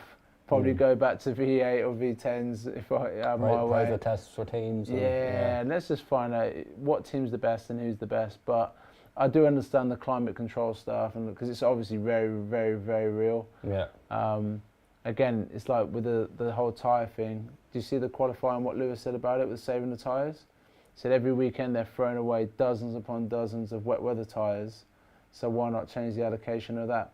Which makes a lot of sense, because the wet tyres can go forever and a day, can't they? Yeah. So you could just say you can only have 1 set of inters, or you can take 2 set of inters per car, because they have like 4 or 5 set of inters, I think. 2 set of inters per car, 2 set of wet weathers, and the start time 5 minutes. 5 minutes. Here we go. And yeah, save the tyres that way. That was actually one of the reasons why they brought in the whole 3 compound rule in qualifying, why they were trying it in Hungary, because there was something like, it saved 2 sets per driver. Yeah. And when you add it up, it was something like 700 3,000, wasn't it? or something like that. Yeah. 3,000 a year. I thought it was 700 and something a weekend or something. It was a big number. Oh no, it was more than that. It's like 10,000. When I seen it, I was just like, geez, you wouldn't think 2 sets per driver, how much that actually adds up to. No. But I think Team LH is there, and a Ferrari driver in the middle. Ferrari fan in the middle. But yeah, that's what I mean though. But instead of doing that to save the tyres, just use the wet weather tyres, and let's just go with the best tyres we've got. Yeah. I think that's a lot of the reason why you see in F2 and F3, they don't actually have an intermediate tyre. It's either dry or wet. Yeah. So it is. Well, I think that'd be a good idea, dry or wet. And I was just thinking as well, let's get rid of the medium tyre and have it like we used to, hard or soft. Yeah. Yeah. Yeah. The option or the slick. Yeah, it's really funny, and I found it very funny as well in practice on Friday, the way the drivers weren't going out in the wets, they're going out in intermediates, even though it was wet compound weather, because for the simple fact that they took away the tyre blankets on the wet tyres. So it's either go out in stone cold tyres on the wets, or go out on warm tyres and, but be on the intermediate and be a bit more at risk. I think the sport, bless him and God rest his soul, has really, really sort of been a bit all over the place since Charlie Whiting passed away. Yeah. He's just... He was like a father to them all or something. He was like the guy that just controlled everybody. Yeah. And everyone's saying all these different things. And in a room full of arguments, Charlie would come in and say 2 sentences and everyone go, that's right, and then walk out. And these are all issues that you can see. Look at all the random controversies that have gone on since he passed away. Forget 2021, all the rest of it as well. None of that would have happened if he was about. None of this would have happened. He just had everything under control. No one disrespected him. I think as well, I know it used to take a while when Charlie Whiting was under it as well, but the overall stewards' decisions, the length of the decisions, the time it takes, the influence, it's all kind of, it's like a mix and match really. Whereas it wasn't that bad with Charlie Whiting, and he kind of laid out a foundation of. And he had reasons. He had his reasons why. He had his reasons why for everything as well. So I used to love those videos you used to put out a few years ago of the driver's briefing. I love them. And they'd be asking questions and Charlie would be answering them. It was like a teacher at the top of the class answering your questions on your maths homework. Do you see the one with the seat belts? I can't remember who it was. Someone grassed Lewis up and they were like, Grosjean. Yeah, Grosjean is like, because Lewis does it, and he's like, I'm sure he doesn't do it when he's moving. He went, I do it. Yeah, I do it. And then he took a shot at Seb, didn't he? And he's like, but and he goes, but I do have another question though. What about steering wheels? Because you're supposed to leave in the car. Didn't Seb take his? And Seb was like, I did take mine. I was like, this guy's like they're in school or something. Just all snitching on each other. But he did it first. It's brilliant. Yeah. It's interesting they don't show them anymore. But they show Drive to Survive. But anyway. That's a whole nother... that's a different story. Yeah, that's a different story. I don't want to say bad things about Drive to Survive. To be honest, I haven't watched the last 2 seasons. After 2021, I didn't want to watch Drive to Survive for obvious reasons for that season. And then I haven't watched the latest one. Just haven't got around to it, so... Any good? This one was quite good, yeah. It was a little bit more, to be fair to him, it was a little bit more kind of real, I'd say. It wasn't as scripted as it was before. They did a good job with it, but as you know yourself, nothing really happened last season, so there wasn't really much that they talked about I've seen the clip of Horner and Toto, but and Horner said that Toto was acting up for the cameras. I saw that. But I tell you what, I'd be interested what people think in the comments who've seen Drive to Survive. I preferred season 1 and 2 without the big 3 teams in. Yes, actually, season 1 was very good. I'd agree with you there. Yeah. Without the big teams in, I thought it was a real good. It was really good to get to know what we've been talking about today. Gunther Steiner. Really good to get to know the then Renault drivers, and I think Red Bull were in it. It's Ferrari and Mercedes who weren't in it, right? And they was in. I can't remember now. Yeah. Because Daniel Ricciardo was in it. Do you remember? And they were talking when Daniel ran or decided to leave, whichever way you want to believe, from Red Bull. So I really preferred those 2 seasons. And the 2021 was a bit, but yeah, I thought that was good. I thought that was real smart, and it was a shame they went. And I know Max won't do anything with them. It's a shame they went to the other teams. I thought stick with the mid pack and create some characters and get people knowing who people are. It's really funny, when you think of it, because like Gunther Steiner, I know the kind of fame he's got from it, let's say, and I have a bit of a habit of looking up old rally videos, world rally videos, because I'm a big rally fan. And I was watching these old highlights from like the Monaco rally in 2002 a few weeks ago. Yeah. And there was one, you see this little Italian mechanic working on Colin McRae's Ford Focus. Colin McRae. None other than Gunther Steiner. Oh, was it really? Yeah, and I walked there and I thought, it's like, no way. This is like maybe 20, 25 years ago. That's amazing. And it's just like, you think from that he was there, and then what he is now, 20 years on, it's amazing. Have you any of you guys seen the video of Michael Schumacher doing the tour of Ferrari, and he's like, "This is one of our engine guys," and it's Bonotto. I've seen that, yeah. It's really young Bonotto as well, isn't he? And he's like, "Hi everyone." He's actually one of the people lined up or rumoured for Safner's job at Alpine. Bonotto. He should. I mean, there's so many things to say to put in the comments. This is an interesting one. Maybe something we talk about another point.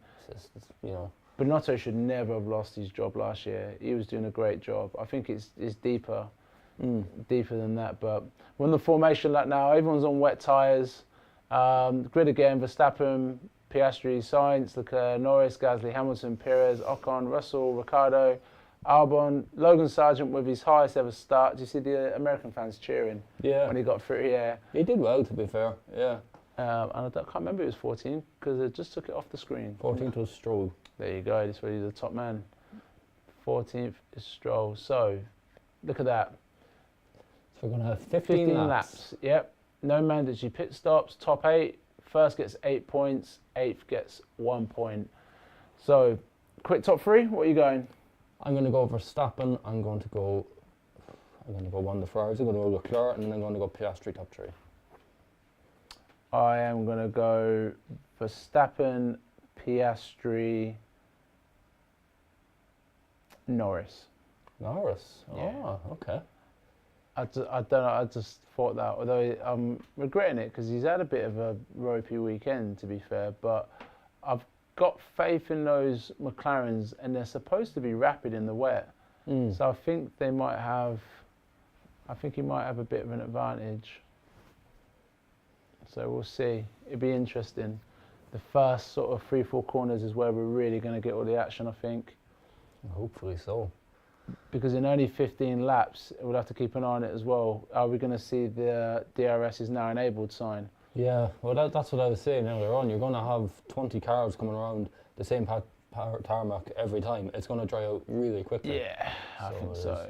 I think by lap 8, we'll get DRS is now enabled. Very easily, yeah. Yeah, I think that'd be good as well. Bit of DRS. It's not great to see McLaren though, thinking like, they had that jump in performance at Silverstone, and everybody, including me, thought, oh well, Hungary, completely different circuit, it's not going to happen. And then they did it again, and again here at Spa. And in Austria they're good. To see them. Yeah, they were good in Austria too. Yeah. What a jump they've made from the start of the season, like, it's incredible. Let's bin the paprika, and let's go back to the silver and black. Oh, we're going, let's down. We're going to have a safety car start here, I think. They're going for another formation. We're going for another formation lap, yeah, but Okay. There must be, and maybe I'll take it back if I'm wrong, I apologise. There must be real concerns about the safety. There must be something I'm massively missing, because they definitely want this track as close to bone dry as they can do before they do I'd say it's anything. all that spray. You think? I'd say so, yeah. I mean, just look at, we're on board here at Russell. Look at him going down. You can't see a rouge. Yeah, can't see it at all. You know. Can't see it at all. Yeah, I tell you what, lineups next year, put the McLaren silver and black again. Piastri is the number 1 driver. Lando Norris to Red Bull. I was going to say Ricciardo to McLaren, but he can't go back there, can he?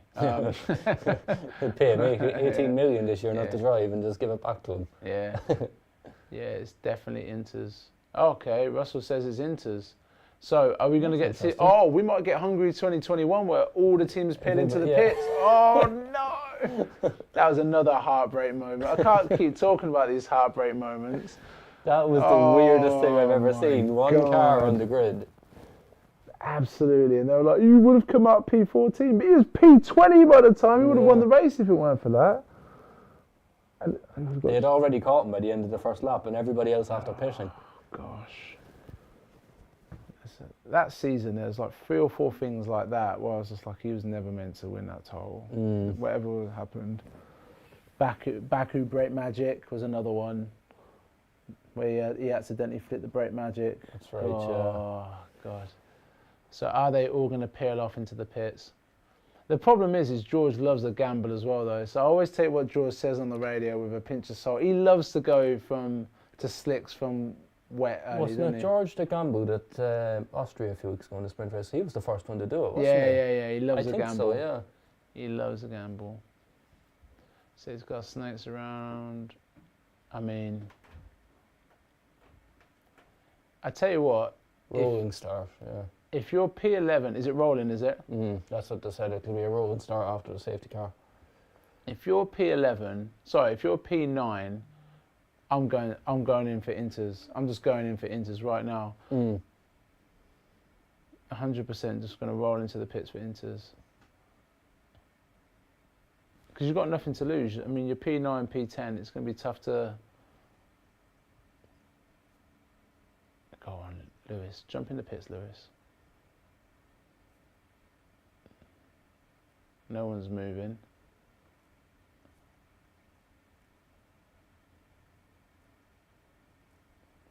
On the, sorry, jump back 10 conversations. On the F1 manager, they've even got like those guys, the proper mechanics. Really? Yeah, they've got everybody. I love that, the games like that have just the insane level of detail that you can appreciate, Yeah. They didn't have Adrian Newey on the last one though, which was strange. And the first thing I did was I got rid of Mike Elliott. At Mercedes, I was like, Mike, you're out. We've been this concept that you've been banging on about in the computer. So You're just replicating what's happening in real life, aren't you? Yeah. Just been him. He's disappeared now, hasn't he? They brought James Allison back, and you just don't see Mike Elliott ever. Yeah, there was I forget what the role was, but there was some role James Allison was doing with the team. They kind of just gave him the freedom to do his own thing. So they've swapped Elliott with Allison now, and Elliott's kind of doing that role. He's never. I think it's kind of like, you just do this and stay out of our way. Yeah. It's we don't want to publicly embarrass ourselves, and we don't want to sack you, and we don't want to pay the compensation. So you're going to be in England doing this. It's like having a child. You know, when you convince a child to play with something, it's like, hey, play with this. It's much better. Yeah. I think he does a lot more logistical stuff from what I remember the role is.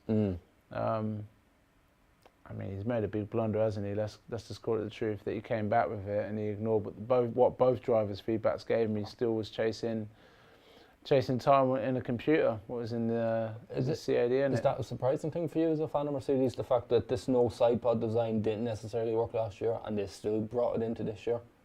It's a massive surprise. Yeah. I think it was really it's a real ignorant thing to do, if I'm honest. A bit of a strong word. I think it was very ignorant and very naive, because we clearly found out last year it didn't work. I think Toto's got to, because ultimately he's the boss, so he's got to take some responsibility.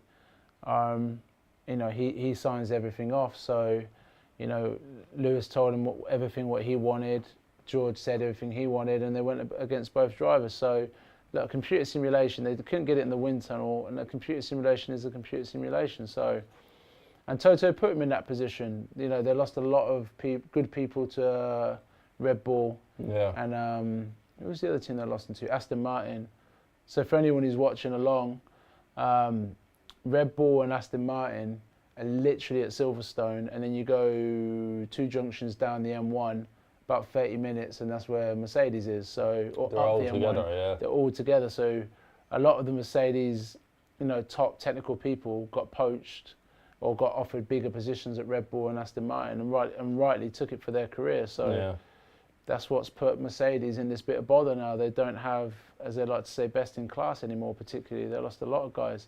Who did? I think Red Bull lost someone to Ferrari recently, didn't they? Or was it Mercedes again? I think lost someone to Ferrari. Red Bull. Let me think. I know Laurent Meki's left Ferrari. He's going to AlphaTauri. Yeah. So he's taking over the new team principal role from Franz Tost. Yeah. There's a new. I'm certain it's a Mercedes guy. Actually, he's going to Ferrari as well. There's always so much movement. It's hard to keep up with them. Very, very interesting point you made with the computer simulations, because I remember a few years ago, Williams. You remember when they had the Martini livery and they're really good all of a sudden. There was this time, I can't remember what season it was, but they said we can't understand because we're introducing upgrades to the car. Our simulations and our data is saying 2 tenths, 3 tenths, 4 tenths. We introduced them to the track. We're 2 tenths slower. Yep. And we can't understand where we're going wrong. Yep. Yeah, so that type of thing does happen. It could be a simple case that the team thought, oh, this is the way to go, and it didn't work out. Yeah, I think so. Like, there's a massive difference between real world and in a computer simulation, and you know that's the point of it, isn't it? I didn't know that Williams were going through that as well. So yeah, it'll be interesting. Let's see what they'll do. A friend of mine always likes to bring this up, knowing I'm a Man United fan. But Mercedes did a very sort of Man City-esque thing and signed everyone and signed Pep Guardiola and came in and signed Hamilton and all this stuff and took over. But they haven't got that level of technical staff anymore. So they need a new Pep. They need a new Pep. I think Toto Wolff isn't Pep. He might be a bit David Moyes more than Pep. He doesn't really. He's got a bit of a Unai Emery in him. Yeah. So if Mercedes, Man City, you're Red Bull, it can't be Liverpool, ain't they? But they ain't got the history for Liverpool. I'd put Ferrari as Man United because they're always up there, but they're never doing enough to. Yeah, they never win. Yeah, I know. I tell you who Red Bull would be actually. I think they fit quite well. Chelsea. Forget Chelsea were 11th. Forget last season, but just in general, they're a bit of a Chelsea team, aren't they? Come from nowhere, just been there or thereabouts, dominant. I think Chelsea have won more than any other English club the last decade, haven't they? So, have they? Yeah. Maybe City have got them now, but. So Max wants to go racing. We want to go racing. They've done 15k of formation lap, which is interesting. So is this coming off the? Is this going to come off the sprint race? Because they've just done 4 laps and they're only going to fuel themselves for X amount of laps, aren't they? Yeah, I'm not so sure now. Usually when they take the laps away, the counter would be up. Yeah. I can't understand why they're doing so many formation laps. They're trying to get the track as clear as possible. But This better be the best. I don't know if the drivers are saying go, well then go, you know? Yeah, I think so. What a change of direction. Bernie Eccleston wanted sprinklers to put water on the tracks 20 years ago, didn't he? And now... There used to be stories from drivers years ago, Bernie Eccleston, when the drivers had mentioned on the grid, oh, we're not sure about this weather. And Bernie was just like, you're racing. Yeah. You don't have a choice. Just get in your car and go. You're going racing. Really good Formula One film, if anyone hasn't watched it, is Rush, about Niki Lauda and James Hunt. Made me think of that when, I won't ruin it, but if you see some of the weather and that, what those guys used to, oh my gosh, tsunami level. That was a great movie, that. Oh, really good movie, isn't it? Easily the best F1 movie. I mean, it's one of the only ones, but easily the best racing movie for me. I think for me it'd be Senna. Yeah, I know what you mean. That was more like a documentary for me. It was kind of, yeah, and that's why I enjoyed it. It kind of made a movie out of things that actually happened. It was like real footage. The way it was put together, I thought it was really clever. Was really good. Yeah, Senna was the best. A bit one-sided, but it was really clever. I was going to say it's a little bit. Yeah. I'm a Senna fan as well. But it was a little bit one-sided. They made Prost out to be... So like a total enemy, yeah. Yeah, they made him out to be Thanos, didn't they? Alan Thanos. Yeah, you know they want to get going because Max is almost giving the safety car a hurry up. Right in the back of the safety car. Okay. Safety car enter the pits, rolling start procedure. So it must be this lap. This is going to be fun. Yeah, I think, it should be. It's a real shame that it's a rolling start as well because having Piastri challenge Max into turn 1. But saying that, actually, if Piastri gets it, if Piastri times it right, he's going to be right there, isn't he? Yeah, and the thing for me is, especially in the last day or two, in these conditions, the Red Bull hasn't been strong. It hasn't been strong. So it hasn't. It hasn't been strong. I don't think it's... everyone's definitely took a step towards them on a Saturday, at least. Safety car's pulling away. They were getting ready to I go. think we're going. I think we're off. Are we off? No, not yet. They'll come around to give the safety car time. And they'll probably going it through the bus stop. Here we go. My phone keeps pinging at me. Update a story or something. I have no idea what it's doing for the last half an hour. It's just shouting at me about a story. I'm like, what? Is everyone commenting? Oh look, they're getting the tyres. Yeah, you got to. Inters. Yeah, everyone's got to pit in to get Everybody's those going to pit now inter. when the safety car goes in. We've got to have those inters. Come on. Do you think anyone will chance an extra lap? I mean, nah. I think they're all gonna. I think Piastri has to. I think Piastri has to just say, "I'm going. I'm going." It doesn't affect his race. We're off. Here we go. Safety cars in the pits, full speed. We're right on board with to the start-finish line. I'm pretty sure. Yep. But they are underway here. We are underway at last at Spa. And the Spa. Here we go. The spray at Spa is still wild. Right. I want to see a Mercedes pit into the pits. Piastri So we've got. in. Yep. We've got some. Look, Sainz is in. Yep. Lewis is in. Lewis is in. Yep. Perez is in. Perez is in. Did Verstappen go in? I don't. No, Max stayed out. Max stayed out. Oh. Max stayed out. So here we go. Well, this is going to be interesting though to see who's. Russell stayed out. Ocon stayed out. Right. So can we drop? Right. So also we've got to look for unsafe releases.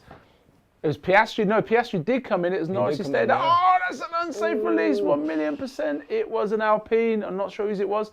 Lewis had a 5.2 second pit stop. Definitely with a pit entry there.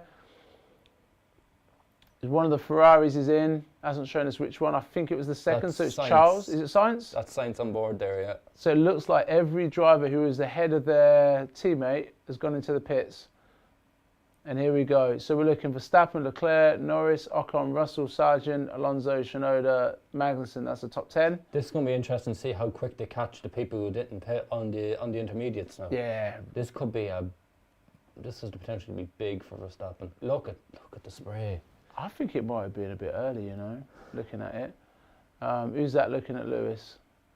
Sainz is having a little cheeky look. We've got to watch that wall with no name, or the corner with no name. The wall with no name. The wall, every wall has no name. It may as well been a wall for Lance Stroll there, yeah. He found a wall down there. So literally half the pack, half the grid has gone in. Up to P10 is still on wets, and then 11 to 20 is on inters. Verstappen on the team radio. We need to box this lap. Confirm, box this lap. So they know the timing. Yeah. Timing screens must be showing. Look at that! It's like a perfect split, 10 and 10. So I tell you what, actually, if that's the case, we might be looking at Piastri, Gasly, Perez in the top 3. That could be. Piastri, look, he's catching Verstappen. He's definitely got him. Only 18 seconds away from him. He could get him here. He's definitely got him. I think it's not a very quick pit stop here. Gap is 18 seconds. It's a 21-second pit stop. Oh, this could be fun now. So we are definitely looking. I think Verstappen might be. Oh, that's slow. Oh, gosh.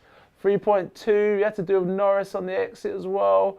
I think he's going to come out about.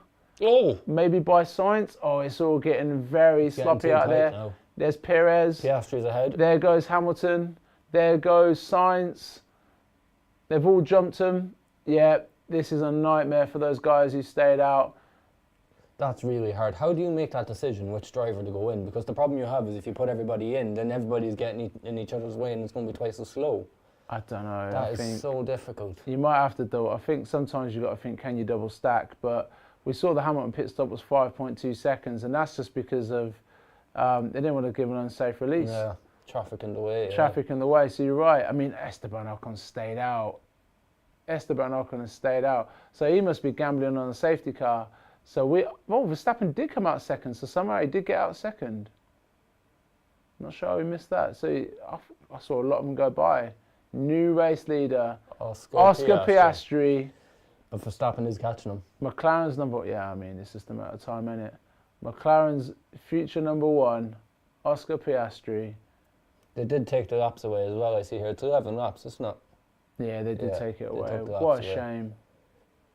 I mean, that's just something what needs to be looked at afterwards, isn't it? Like, you can't take 30% of a sprint away. That's ridiculous. Saying that, Piastri's got it up to 1.7. He's pulling away from him. Yeah. He's keeping a hold of it. I mean, something to look at. Perez is all over the gearbox of Pierre Gasly. He is all over the gearbox of Pierre Gasly. So let's see what goes on here. Mercedes hat on. Absolute nightmare for George Russell. My goodness. Oh, George all the way down in 12th. Alonso P16. Oh my goodness gracious. P16. Everyone was saying at the start of the year he was going to get a race win. Yeah. It's funny how they've dropped off, isn't it? Yeah. Well, see, they said about the upgrade took him backwards. And Alonso was saying as well with the new tyre, the compounds, or the structure that they introduced in Silverstone was a big negative for their car. Wow. So, which makes sense because since Silverstone they haven't been. They've been terrible, haven't they? Yeah. So Oscar Piastri, rookie year, 10th race. He now has to hold off reigning world champion Max Verstappen, who was half a second for 8 laps. Yeah, I mean, I think something is going to end in tears. I'm not sure what it is though, but something is going to end in tears here. Or it's going to be just a procession. Let's hope that it's, I don't know, tears or procession. What are you going for, mate? Tears. Every time. I think tears, yeah. Tears every time over a procession. A bit of drama or something, nothing major, but a bit of, maybe a wheel bang or something. Yeah. Lewis is reeling in Checo here, and Gasly's broke the 1 second. Here we go. Checo in the B-Spec Red Bull, he'd have you believe, but it's actually super rapid, the same car. It must be a B, I don't know what's going on. He must have it in his head that it's a B-Spec car or something. Do you remember the old spare cars? It's like he's got one of them, isn't it? Yeah, no setup. Yeah. It could be, you know, I've heard stories sometimes drivers, you know, you remember Schumacher and saying, like, I forget who said about Schumacher. They said, even though Schumacher caused incidents sometimes, he never said he was wrong. He never admitted to anything. No. Oh, someone's gone off. We go. Yep, yellow flag set to 2. Fernando Alonso. Oh, wow. Safety. Oh, this sprint race. So, what's going to go? Are we going to get some slicks? Who dares? Who dares? Who dares? What's happened to Fernando Alonso here now? He's always gone off in Puan. Yep. That's good memory, mate. I was trying to remember what it was. That's a good memory, that is, Puan. So we are going to get another 4 laps. Wow, Alonso. I didn't expect that. I mean, the only good thing is that going to be slick? That's another set of inters. They're trying to see if anyone's going to come in for a new set. But why would you come in for a new set when they're only 2 laps old unless you're on scrubs, used tyres? The only good thing about this track length, mate, is that it takes so long. Maybe they'll get it out of the way in 2 laps. Yeah. 4 minutes. Do you know what I mean? Maybe we'll get it out quite quick. And I think he's crashed quite close to a marshal post there. So. Yeah. Great to see Fernando's okay. Yeah. 100%. I wonder what's happened though. I presume he's just spun in the middle of the corner and gone off. That's your typical incident there. Yeah, he's just lost it. Or he's got on the curb or something. Hit a white line. Yeah, easily could have been. Where is Lance Stroll? Lance Stroll is 11th. What a nightmare weekend for Alpines. There we go. Well, there's someone else there. I was going to say, does it seem very like Alonso? Like, does it? Oh, he hit the white. Out wide, yeah. White line. See you later. Pirouetting. Some lovely ballerina dancing there. Kept it from the wall though. Yeah. The team will be happy. Yeah. It'd be good to go tomorrow. Literally just touch the white stuff, spinning around. There was no stopping it. It just goes to show how wet it is still off line. Yeah, yeah. Woo! That's a great angle, isn't it? Yeah. Just gave up as soon as he hit the white.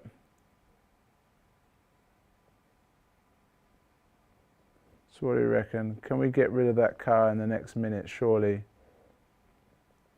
I'd imagine it shouldn't take too long. We already seen the recovery vehicle coming out there, so. Yeah. Yeah. It's got the top 5 there. Piastri, Gasly, Perez, Hamilton. And then we've got Sutter with the Ferrari boys. Wonder what Joe's thinking about this. Yeah. Backwards again for Ferrari. Yeah. Reverse gear. Backwards again. Norris all the way down in 8th. Ricciardo's jumped to 9th. Ocon, Stroll, Russell's jumped to 12th. Did he jump to 12th? Has he got any? Yeah, he wasn't lower than that, was he? It was Russell. He was down. He was in 10th. He started 10th. So Yeah. his drop position. Yeah. After the pit stops, I think he was about 12th. Yeah. Albon, Bottas, Hulkenberg, Sargent, Tsunoda, Magnussen. Tell you what, Hulkenberg's had a good start from last. Yeah. Bit of a side question, random one again for anyone in the comments. Is Bottas too good for that team? I think he's too good for that team. I think that was too much of a drop. Yeah, it was a funny. I think that's too thing. much. Yeah. I think though he's maybe he's hoping to stick around for when Audi come in. Yeah, I think so. I think that maybe. Yeah. I know it's still only 2-3 years away, but yeah. Oh, interesting.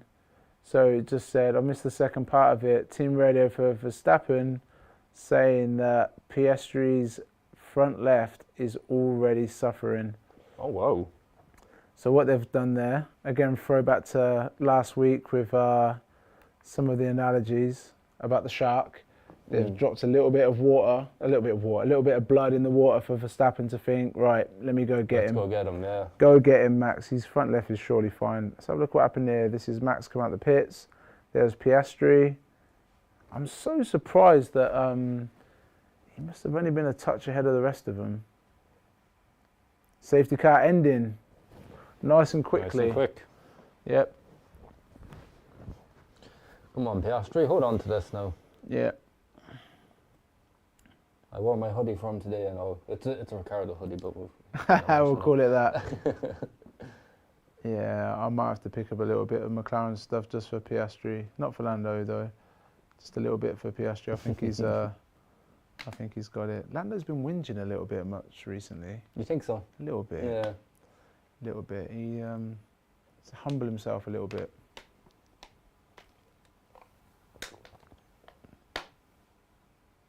He's shown he can do the job. He hasn't shown that turn of speed that I think Piastri and the Leclercs and that guys show.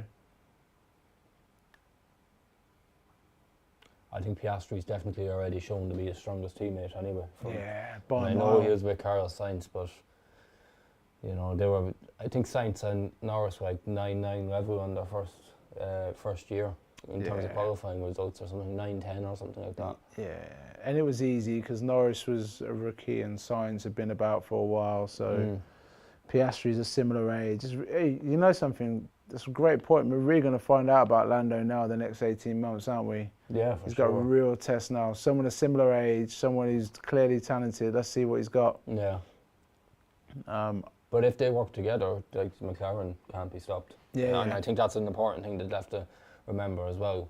The fact that they're both so good and they can't let that get in the way of the progress of the team. Yep. I think it's important just to enjoy this moment as well, that Piastri is leading a race. It's not the full race, but in his 10th race, he is leading a race, which is ridiculous. Good for him. Really good for him. Let's see now as we go back to green flag if we can hold on to it. Yep. I'd be surprised if he does. But Pierre Gasly's lurking, you know. He's lurking. Pierre's lurking. I'm back racing again. I think that's where the tears could be, is with Piastri or Perez. I mean, Max is already pulling to the other side to have a little gander, any. Is he going to go for it down into a source now? Yeah. Is he close enough? I think he's got him in. Maybe not in the source. Yellow flag set Set to to free. So he's binned it. Someone's binned it straight away. It's Tsunoda, is it? It'll probably. He went down the Oh, Hamilton making a move on Perez. Has he got him? Oh, here we go. This is the end of it, I'm afraid. Piastri.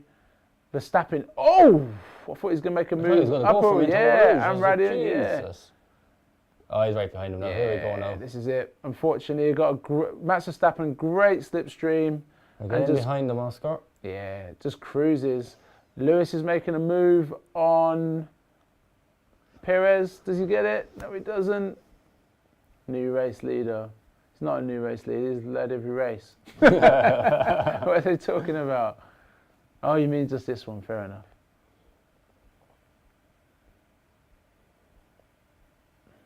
That car, you know, saying the McLaren's a rocket ship. I don't know what this Red Bull is then. If that's like, and that's not even on the DRS. Nah. You know. It's in Star Trek when they put it in warp. Yeah. Yeah, warp. Yeah, that's the Red Bull. Logan Sargent penalty. He has got. What's he done now? 5 seconds. 5 seconds. I presume for an unsafe pit stop. Speeding in the pit lane. Speeding in the pit lane. Speeding in the pit lane. I think Lewis is going to get. Yeah, he is. Oh, he is. He's going to get him here. Lewis has got Perez. Perez, don't you dare. Oh, yep, they touched. 100% they touched. Oh, Lewis making a move on the inside of Perez. Perez is squeezing him. Yep, squeezing him like there's no tomorrow. And I tell you what, Lewis is falling into the hands now of Carlos Sainz. He's had to back out a little bit. I think that was very naughty. That was a little bit dirty. I don't know, did Hamilton have a moment and steer into him or Perez closed the door, but that was... I think that was a dirty. little bit naughty, and Carlos Sainz is flying. Perez is struggling. Again. Hamilton around the outside. Surely Sainz throws it at the inside and tries to get them both. He doesn't. Lewis gives him all the breathing space, and he has got Sergio Perez for P3. Yeah. Something going on with Sergio Perez. Oh, are we going to get side by side through a Rouge? No. Perez, oh yeah. I mean, he was the cork in the noted that incident between Perez and Hamilton causing a collision. So who is that causing? Oh, yeah, Perez. Something has to be wrong with that Red Bull because he's getting swallowed up now. Back. Yeah, here he goes. Leclerc. Are we going to get... Here come the tears. Here come the tears. Ooh, the tears didn't come. Not quite yet. So let's have a look. 4 laps to go. Gasly, can he hold off Hamilton and the Ferraris? Can he hold them off? Lewis takes 2 temps already. The Ferraris are right there as well. Lando Norris. Norris is attacking Perez. Oh God, he's just going backwards. What has happened to that? Something's wrong here. If someone knows in the chat if they've got the audio up.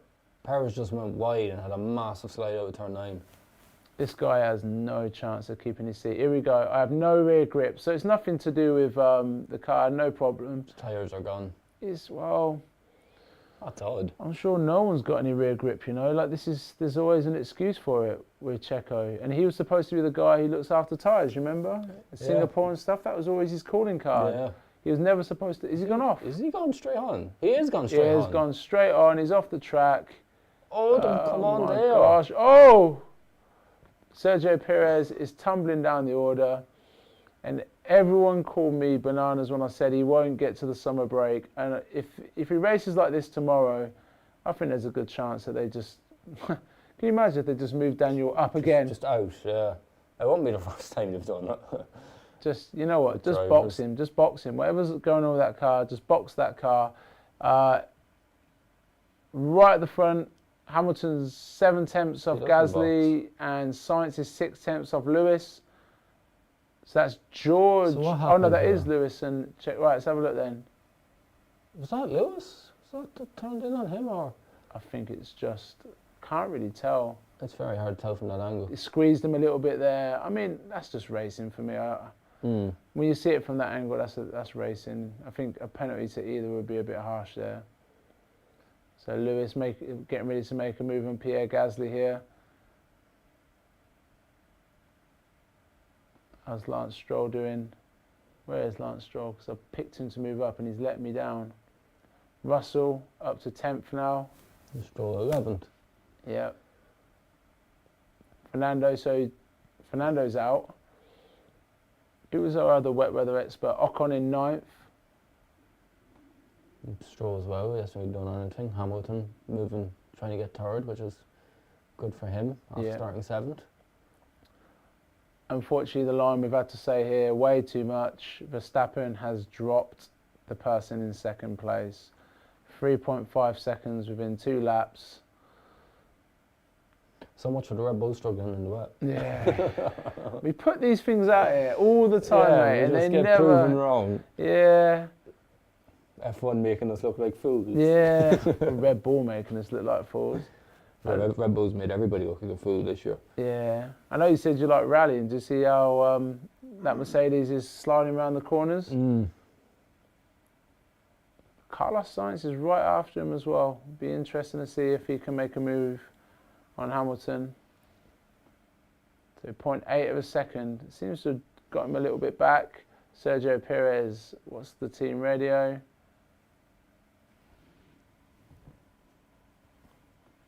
So the major battles. George Russell is surely about to take over Esteban Ocon, and he gets him. All my guys let me down who I called in the rain. All of them. Will we move into a source? Hamilton's doing okay, he's the only one. And Max and Lewis are the only two. I mean, Alonso out. So you better be careful here, George, because Ocon's got the slipstream and he is as loose a cannon as there is. So he's got, it's straight line. Look what we have here now as well, is we've got the really dry line approaching. Do you think somebody's going to try it on the second to last or maybe even last lap? I think so. 6? I think Ocon's going to make a move on Russell is here making as a move well. on him. Oh, it's the tears. That is really tight. Oh, gosh. Jeez. Because we were talking about Belgium 2008 earlier on. Yeah. And I remember that video, Nick Heidfeld made a pit from 7th on the last lap for dries, and he came back and he overtook like 4 cars on that last lap and finished 3rd. So it's doable here. It could be, couldn't Oh, it? look. They've retired him. They've retired Perez. But it's not a fault. They said the rear can't. Yeah. The rear tyres. Unless it's something maybe damper related or something. I'll tell you what, it's a dampener, but it's an embarrassment dampener. That's what it is. Lewis has got a penalty. Oh, wow. Wow. 5-second penalty. So is that what they're saying? For the Perez incident, I presume. Yeah. Could that have, I know it was only a very light touch, but could that have knocked something out in Perez's car maybe? That's why he lost the grip. Maybe. But he was all over him at that point anyway. Yeah, even the commentary saying that's harsh for Hamilton. What do you guys think in the chat? What do you think of that penalty? I mean, that puts him... Things like that. For me, it looked like Hamilton kind of got a snap of oversteer. Yeah. If that happens, like you don't, and it's not deliberate, I don't think it should be a penalty. Because that's not fair. You can't help those things. Nah, particularly on the first lap or whatever it was. Like they're saying it's so close. I think that's ridiculous, personally. What does that put him? That puts him in net. We've got an answer in the chat. Jason said, well-deserved penalty for Lewis. Well deserved. Okay. I'm not so sure it's well-deserved, but... What do you think that, Jason? Out of interest. Yeah, just out of interest. We'd love to hear your thoughts, of course. I'm under the illusion that it wasn't so much a penalty because he just got a bit of a snap. Yeah. But I've been proven wrong before. Yeah. I'm wrong all the time, you know. I just waffle on. He's only half a second behind Gasly at the moment. So surely Gasly's going to get told, just don't fight him. Just don't fight him because we'll get the time back anyway. This is Russell on Ricardo, I presume? Yeah, Ricardo. Yep. Yep. Ooh, cheeky. Who was that? That's a second. That's Leclerc, isn't it? Yeah. That's Charles. Oh, we put in a fire in that corner.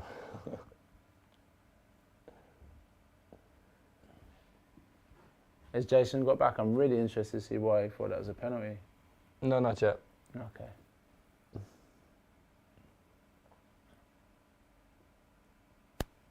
Be really interesting. I mean, other than that penalty, I think this is us now, guys, to be honest. The lap and a half left.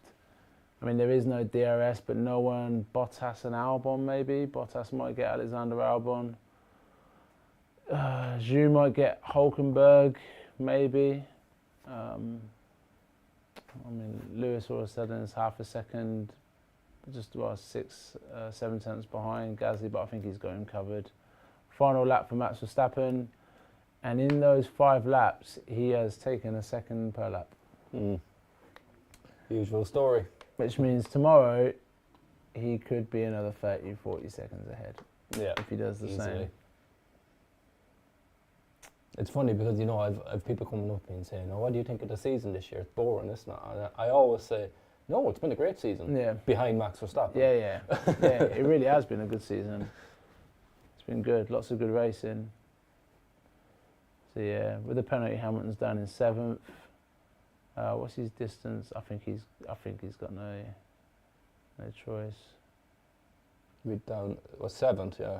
Yeah. Yeah, I was trying to see how far that would that let Ricardo or Ocon into the points, but I don't think so. Yeah, I think that it will. It will jump, which is a shame. I think it's been a good drive from Hamilton. Bit of a weird sprint race. Yeah, I'm not eventful, sure but uneventful at the same time. Like the wet and Perez falling backwards. Alonso going off. Yeah. It's always nice to have more racing, but I do think I would go back to another practice. And that's what I was trying to say before at the start of the stream is, you know, does it work on these long circuits? It doesn't, you know. Like we see Verstappen's just off and into the distance. 7 seconds. Yeah. Yeah. I don't particularly like the new format anyway, the way the Saturday is kind of segregated from everything else. Yeah. I preferred it last year because at least it had an impact on Sunday. Yeah. But this year it just feels a little bit pointless. So the question is, I mean, I know the answer. Max Verstappen wins the sprint race. Piastri second, you know, really well done for Oscar Piastri. Yeah, really good. I'm not sure if that can go down as a podium, if it's an official podium in the records. I'm not sure how it works for sprint races. I don't think it does go down as an official podium. I don't think it does. At the end of the second is second. Well done to Verstappen on his victory. Well done to Piastri for the second place. And let's just call it a first podium. Yeah, let's call it a first podium. And definitely. Well done to Gasly, third place for Alpine. I think that's the result that they needed after what's been going on with him this weekend. Yeah, they 100% needed it.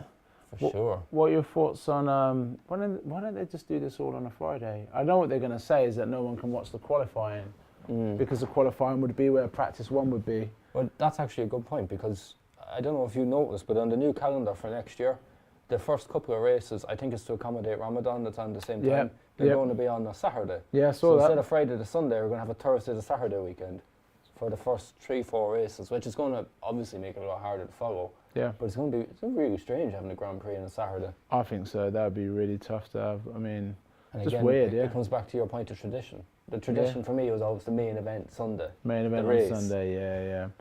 I think so. I think you made a great point there about it all kind of like bit here, bit there, bit here, bit there. Why not do all the sprint stuff on a Friday and then do qualifying on a Saturday in the race? Yeah. So, yeah, Piastri did well. Lando dropped because Lando and a few other guys dropped because of madness at the start, everyone coming in for inters. I think the only real talking points are Alonso spinning out and that minor incident from, well, it wasn't minor because he got 5 seconds, from Hamilton and Perez. So, anything in the chat? Harry's back, our good friend Harry. What are you saying, Harry? Harsh penalty for Lewis, but well done to Piastri and Pierre for finishing on the podium. And of course, big well done to them. Yeah. Definitely. Agree 100% with that, Harry. That's a great analysis, mate. Great analysis. So before we sign off here, Alex, can I get your thoughts for tomorrow? What do you think? I think Max Verstappen will... do you know what? It's not even Max will win. I think Max will win by 35 seconds. Remember, he's starting 6th tomorrow now with his penalty, so not that it's going to make a difference. I think Max will win by 25 seconds.